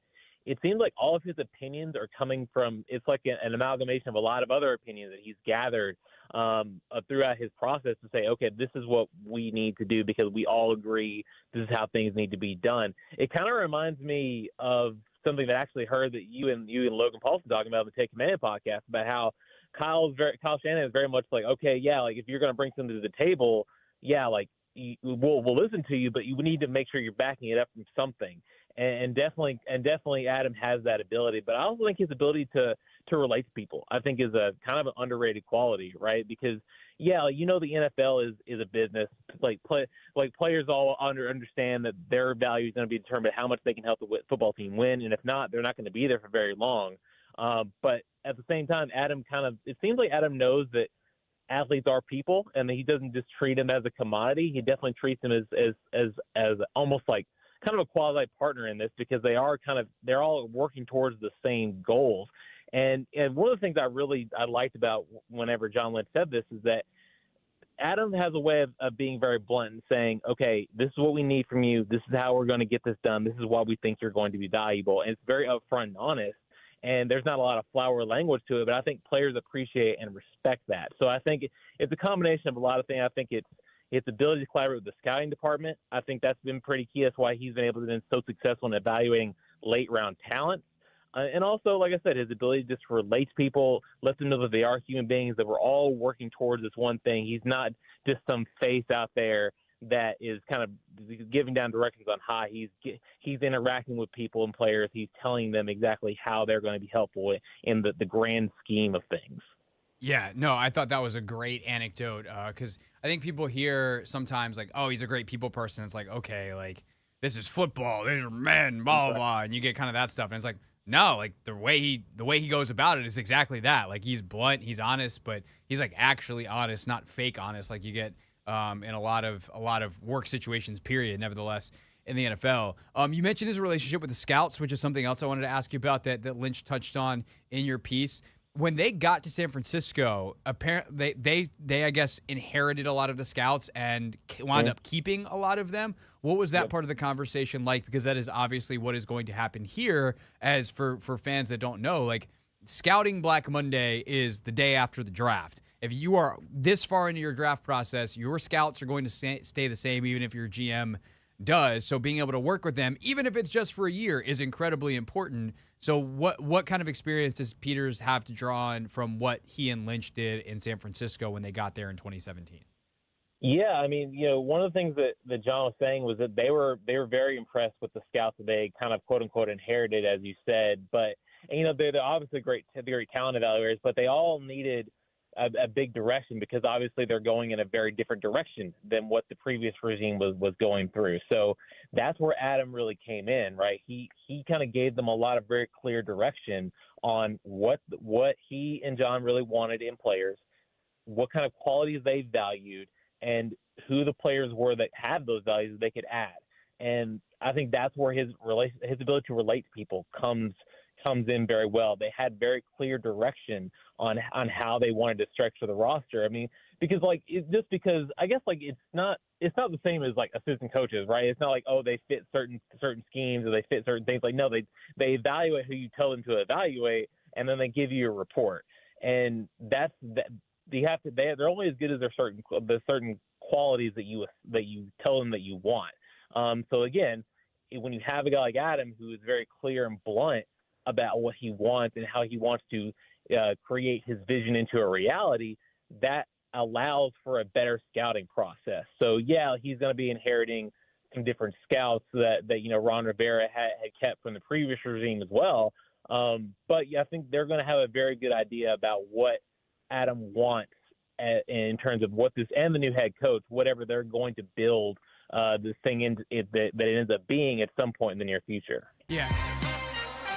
That's a really good point as well, that some of these scouts that are going to be inherited have been here not just through the Ron Rivera era, but back into the Bruce Allen, Kyle Smith, various levels of people in charge through that whole era. It's kind of funny because you go to the combine and you see the same guys in Commanders polos as you saw in 2017. If you're me and you were on the beat back in 2017. And by the way, that 2017 49ers draft, not all hits by any stretch of the imagination, but with that scouting group that they inherited, Solomon Thomas was their first pick. They eventually got George Kittle in that draft and DJ Jones in the 6th round. So they got to work pretty quickly on some key pieces of what has become a contender out in San Francisco. Wrapping up here with Zach Selby, Commanders.com. Last thing I'll ask you is this, Zach. What is your favorite anecdote from, whether it made the print story or not, your favorite thing that you walk away from the phone call with John Lynch? What's your favorite story, I guess, from that chat? Honestly, I really think the Elway story is so fascinating to me because these Hall of Fame guys, they are very, very confident in their football knowledge, their football acumen, and I'm imagining myself trying to tell even Logan Paulson, hey, I really believe that this guy is going to be something special. They're going to look at you and say, okay, you can say that, but what do you have to back it up with? And when you have a Hall of Fame resume to that, it's going to be very hard to convince them that what they believe is maybe not necessarily always the best direction for for how the franchise can go. But when you have a guy who's as thorough and as bright as Adam Peters has been, then yeah, you can bring up all these stats and say, okay, there's some evidence to why I'm saying this. I'm not just saying it just to be argumentative, or I'm saying it just to be just to go against the grain. I actually have a full-fledged opinion on why you can do this. And if you can convince a Hall of Fame guy like John Elway, you should be able to convince anybody. But I think overall the biggest thing is I think John felt like Adam was an equal in a lot of ways. I know he didn't see it as oh, it's just one of my employees or my underlings getting an opportunity. He felt like of course he was going to get this opportunity because he's that good. He's that good of an executive. He's that good of a person. And again, you have to consider him to be as a co-architect of that 49ers roster in a lot of ways. So yeah, I think he always spoke to him with such high regard and saying almost like I said as an equal. And that to me gives me so much confidence as to why, again, this is a slam dunk hire for Washington. And again, I've been saying for a while, this is the most exciting offseason I've been a part of in a while. And I really can't wait to see what he does next. Yeah, I think you, me, everyone listening, it definitely is a time.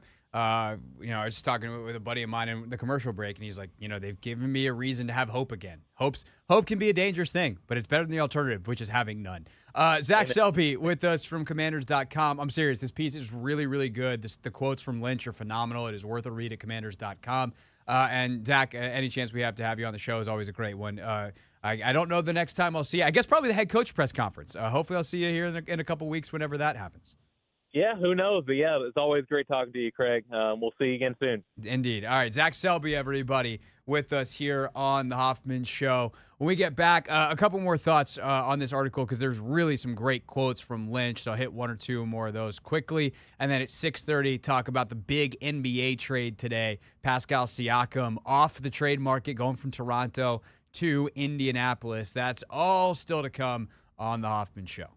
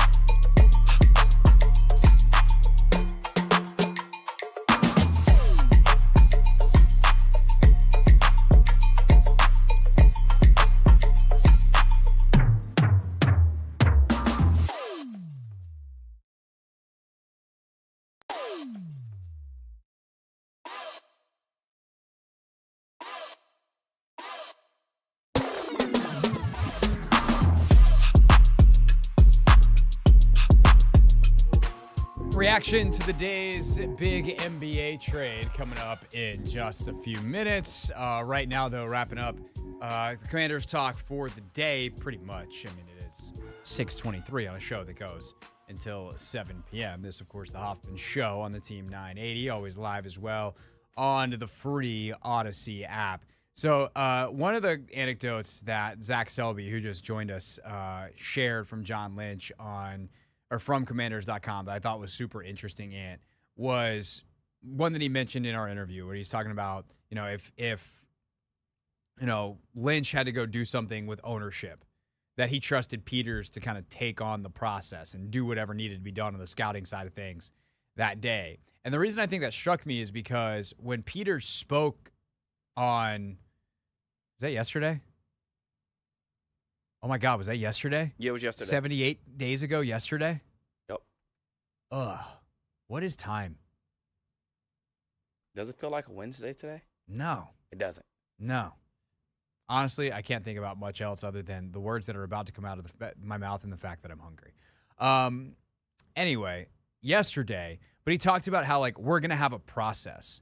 And I think why that's so important is highlighted by that story from John Lynch, where, if everybody understands the process and understands what needs to be done, then you can plug and play the pieces. And obviously, you always want the best piece to go. If you have to run a relay race and someone's got to run and someone's got to carry a heavy thing and someone's got to do whatever, you don't want the fast guy carrying the heavy thing and the strong guy doing the speed work. You want people doing what they're best at. But at some point, you just got to get the job done. And understanding who the best people are and putting them in place, but also having the adaptability to move within changing circumstances, I think is really important. And you get that clarity of what actually needs to be done and how everybody wants to go about it by developing systems, by developing processes, and then making sure that people at all layers of your organization understand what they are and kind of what the common goals are that you're trying to accomplish. Because that's the other part of it is Peters and Lynch knew exactly what they wanted to do, what their scouting goals were, what they were looking for in players, what kind of people they were looking for, and they passed that down throughout their organization, which is why, by the way, they probably will be able to replace Adam Peters as much as you can replace someone as skilled and talented as Peters is, because he's been able to pass down that vision, and people below him have certainly been doing things that were considered at some point part of his job. That's how you build a good organization. And I think that's the exciting thing of hearing him be a part of that and understanding how important it is to, have someone underneath you that can do parts of your job as he did for John Lynch. I think he'll build that here because there are times as the general manager you just hang right there and just stuff that no one else can based on play the quarterback as soon as he snapped. Step in front of it, go pick. Other day-to-day tasks taken care of. He'll set that up here. 4th and 2 from the Browns 33. I got understanding of that. It needs to happen. It's picked off. Here we go to the left 25. When we get back, big trade in the NBA today. Far beyond the two teams. Christian Harris. In it, discuss next. Of the game.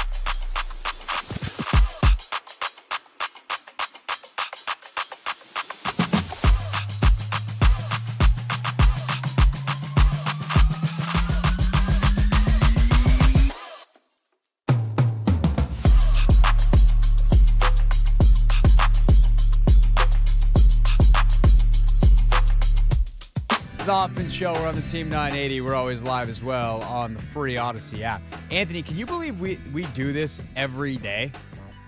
We go to 7 o'clock, like, for long stretches of the year. We get in this winter mode where, like, we got a ton of basketball, we got a ton of play-by-play, and our show gets cut short, and then all of a sudden it's time to go to 7 o'clock. And it's like, wow, I'm not in shape for a 7 o'clock show.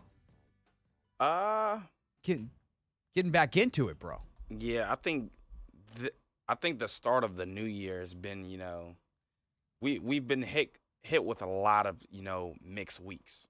Like we have. Some days I'm in, some days you're in. It's been a chaotic start to Some 2024. days we're going to 6:15. Some days, it's been crazy. You know what we're doing today? It's you. It's me. We're here until 7 o'clock. Yeah. As I watch Grant and Danny and their producers leave to go home. They're packing up. They're putting their bag on. They're smiling. They're laughing. That's okay. They've been on since 2. You know what we're going to do? We're going to power through all the way till 7. Say less. That point, BetMGM tonight will take over, and then we got the live play-by-play and the whole deal nightly here on the Team 980. We also have your favorite DC Sports radio host from 106.7 The Fan and the Team 980 hitting the stage together for a night of sports debate, laughs, and behind-the-scenes stories. It's 106.7 The Fan versus the Team 980 live Friday, February 2nd at 8 p.m. at the Bethesda Theater. What will the Commanders do in free agency? Who will they select with the number 2 pick? How soon till they're actually, good again? It's all on air. Or sorry, it's definitely not. It's all off air, on stage, and uncensored. See, it would be bad if it was that combination of things on air. We'd get in lots of trouble. Instead, it's off air, on stage, and uncensored. So you got to be there if you want to be a part. It features not only me and Ann and our crew here, but Chris Russell, Kevin Sheehan, B. Mitch and Finley, Grant and Danny, and, of course, the Sports Junkies. Get tickets today at BethesdaTheater.com. It is presented by Main Street Bank. Cheer local, bank local. Put their team in your office. Visit mstreetbank.com for more information. Big NBA trade today, and the Indiana Pacers acquired all-star forward Pascal Siakam from the Toronto Raptors in exchange for Bruce Brown, Jordan Nwora, and count them, not 1, not 2, but 3 first-round picks. That, according to Adrian Wojnarowski of ESPN, as part of a separate trade, the Pelicans sent Kira Lewis Jr. to the Raptors and a second-round pick to the Pacers. So ultimately, it kind of conglomerates into a 3-team trade. The biggest pieces moving are Brown, the Nuggets key role player, star in his role last year during the finals, who signed with the Pacers this offseason and has helped them get off to a pretty good start this year in exchange for Siakam, with those 3 first-round picks going back in return. The Raptors this year, disappointing. They're building around a future centered around Scotty Barnes. They're just 15-25, and I think Brown's like a good vet for them to have, but ultimately they're really trading for those 3 first-round picks. Meanwhile, the Pacers, I'd say, are a surprising 23-17, 6th seed, which currently gets you in the playoffs, out of the play-in. They're 7-3 in their last 10. They, of course, made the finals of the in-season tournament, powered by Tyrese Halliburton, their young superstar, but they needed to get help. And I think ultimately that's what this trade's about. And the biggest question is, like, why the hell would you give up 3 first-round picks for Pascal Siakam, who is on an expiring contract? And immediately when that happened, I was like, there's definitely more to this story. There is no way that the Pacers make this trade if they don't have some level of assurance that Siakam is re-signing. And sure enough, Woj reported later, like, Siakam is, quote-unquote, very excited about the prospect of signing in Indiana. And that kind of leads you to go, why would Siakam be super excited to re-sign in Indiana? And I think there's multiple things. One, Tyrese Halliburton's a freaking dude. Like, he is a top 10 player waiting to happen if he's not there already, based off his performance this season. I think he's been one of the 10 best players in the NBA this season. But he's a top 10 player, bona fide, waiting to happen. He's still super young. He's locked into that contractually there for a long time. But the Pacers also still have enough cap space to give Pascal Siakam all the money he wants, and they have no other way to get a superstar. They're not signing one in free agency. And so if you're a Siakam, he's super max eligible, but in order to get the super max, you have to stay with the team that drafted you and got you eligible for that in the first place. Raptors weren't paying Pascal Siakam supermax money, which, good job, Raptors, if only Tommy Shepard had that kind of foresight with, I don't know, Bradley Beal. Which I know some Wizards fans, well, actually, I don't know. I don't know what Wizards fans think of Bradley Beal anymore. It's a confusing thing. But, like, statistically, they're not that dissimilar players in terms of production. Siakam's a better defender. Beal was probably a slightly better offensive player, but, like, still that 22-ish points per game type of scorer. Beal a better shooter. But Pascal, 52% from the field this year, even if he's only 31% from three. Different styles of players, but, like, same caliber. Guy who's capable of making an all-NBA team, capable of making an all-star team, but is not a perennial type of player. Don't pay that dude supermax money. And so the Raptors did a good job of being like, we're not doing that. But the Pacers still will have his bird rights, a.k.a. they can re-sign him to more money than anyone else. So, like, I get why Siakam's like, sweet, trade me to Indiana. We have a chance of winning because of Halliburton. And, by the way, Siakam's got a ring, so it's not like he needs to go ring chasing. But I think there is like a larger impact on the league here because teams like the Warriors were certainly interested in him.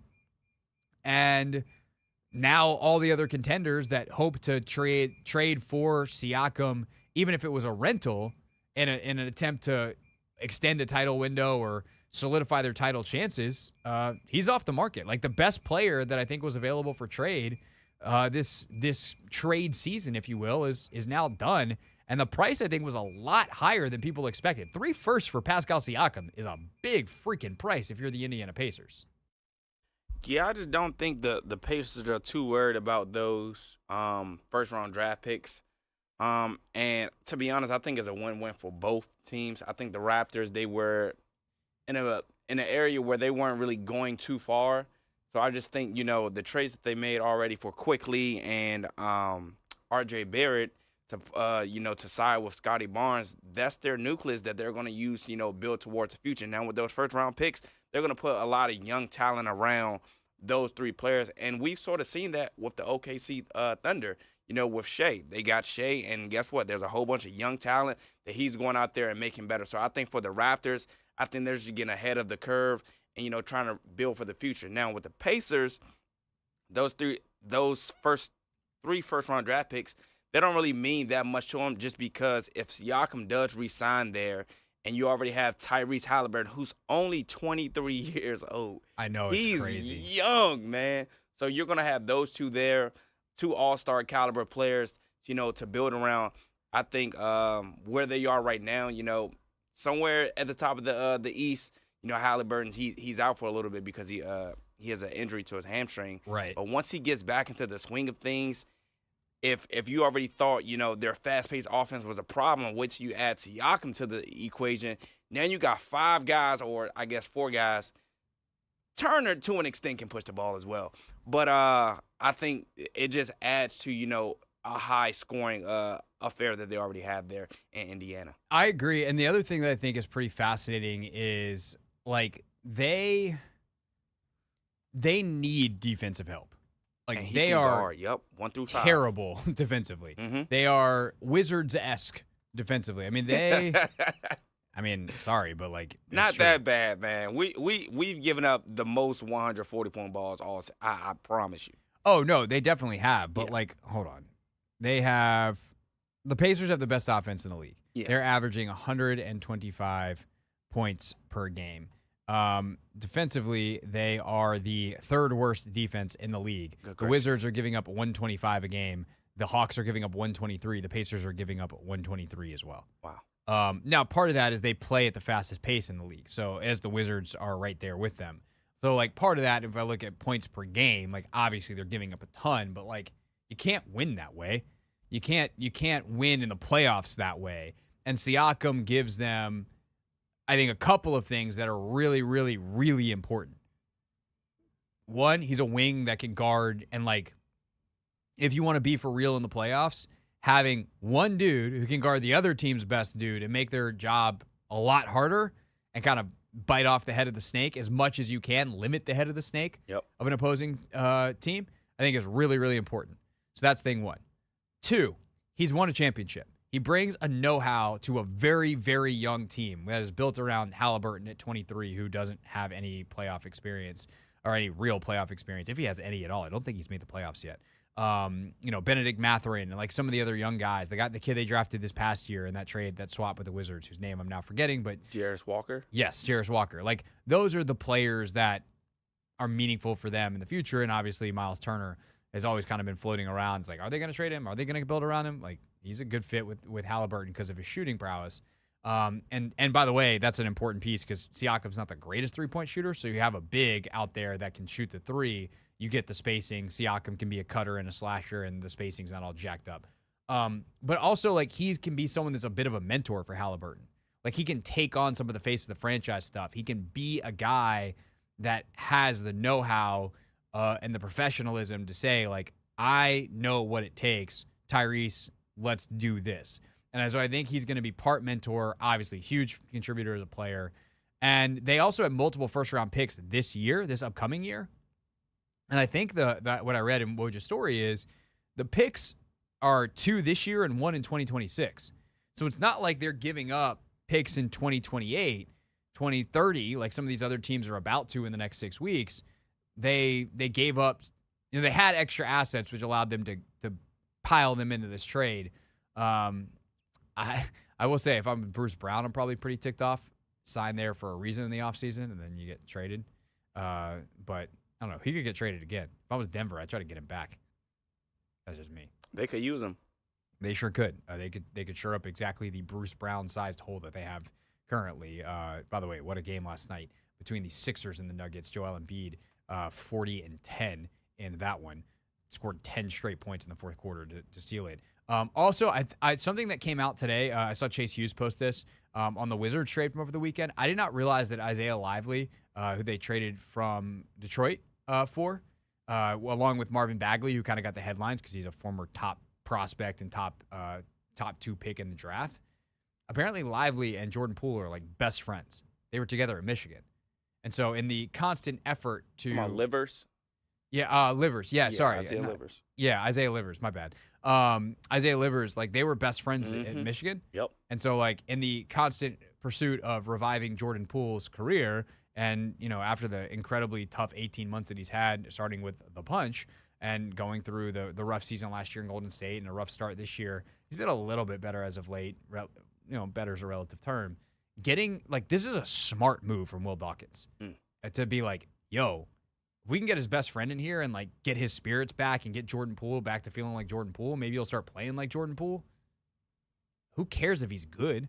Yeah. This season doesn't matter. Like, this is the kind of risk you take in this season. Also, shout out to whoever tweeted me this. It also means you have a Liverpool nickname. That's actually funny. Right, nice Ab? play on words. Good, excellent job. Speaking of good plays on words, certainly going to be some in real things because that's the kind of thing that we do there. Preview tomorrow's show, and we wrap the show with real things next. First, a final look at what's trending.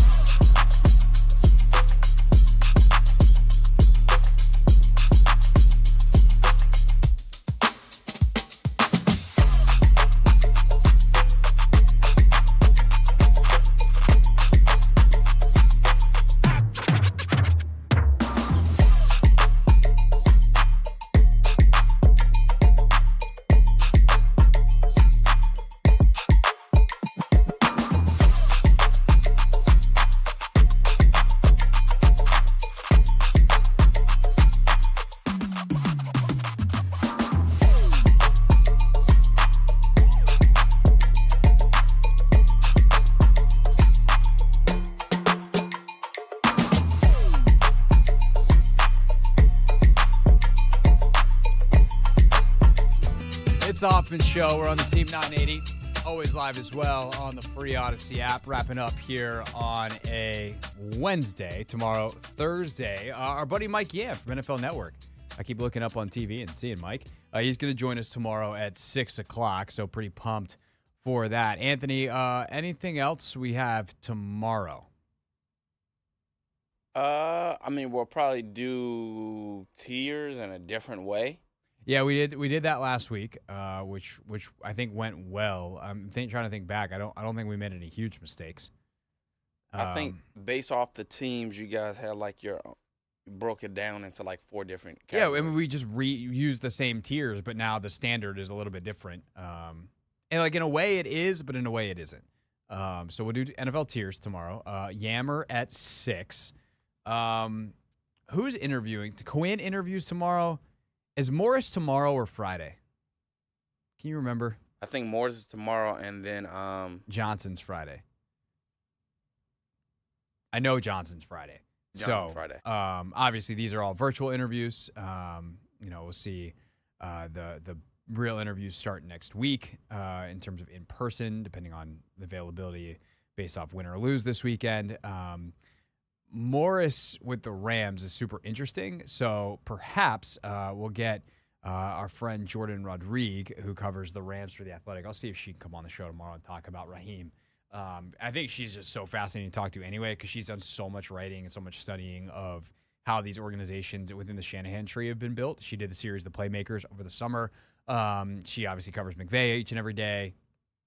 And as the Commanders look to build their version of what Sean McVay and Les Snead have built out in L.A., Jordan would be a good person to talk to.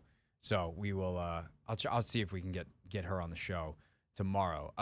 Other than that, it's time for real things. Anthony, this computer though has bit the dust on me over here. So could you please do us the honors of introducing real things real people said into real microphones?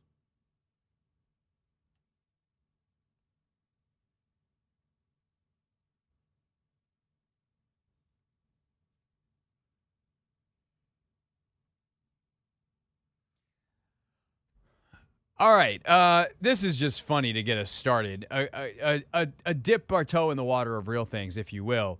Stone Cold Steve Austin. Yep, that one, the wrestler, as if there's any other one. He tried a cold plunge for the first time. Anthony, did you listen to this multiple times to make sure everything was bleeped? Yes, sir. Okay, fingers crossed. This is how it went for one of the toughest men on earth. Hey, what's up, everybody? Steve coming to the Broken Skull Run. Hey, what's up, everybody? It's Steve coming to you from the Broken Skull Ranch. About to do my first cold plunge and renewed therapy. My shop says 43 degrees right now, so I'm sure the water is sub 50. I was going to start off at 50. It's going to be a little bit colder than that. And we're going 3 minutes. No, you're not. Here, once it gets on to 12, and 5, 4, 3, 2, down we go. God damn. Ha ha! Ha ha! Ha! Son of a... Ha! Ha! Ha!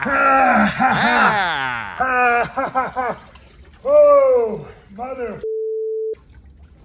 Gonna revisit this mother... See, we're going to revisit this after like 13 seconds when he was supposed to go 3 minutes. It's hilarious to me. Dude, first time I saw that, I could not stop laughing. Oh my God. Have you done a cold plunge before? No, I don't think I ever will though. I don't know that I've done like an official cold plunge like that, but I've done like an ice bath at home. It's nasty, man. Like it hurts. But you adjust, and that's kind of what you got to do. I put my foot in a cold bucket. I've done that. That's almost worse. Like, just give me the whole body. That's easier than doing a full body plunge. I don't know, man. Your feet get all cold and it's just down there frozen. Not great. This clip going viral as the mic'd up sound comes out from the weekend. Christian Harris's pick 6. He had pretty direct instructions from his coach, DeMeco Ryans, for the Texans. You just hang right there and just play the quarterback. Mm-hmm. Play the quarterback. As soon as he snap, step in front of it, go pick. Yes, sir. I'm telling you.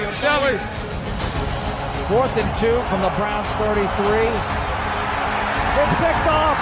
Here we go to the left, 25, 20, 15, 10, 5. Touchdown, Christian Harris. Second pick six of the game. Zone defense. So here's Harris. His eyes are on the quarterback, and at the last minute, he breaks underneath in front of the intended target, Harrison Bryant. Yeah, just that easy, huh, Coach? Nice and easy. All right, we'll be back with you tomorrow starting at 4 p.m. See you then on the Hoffman Show.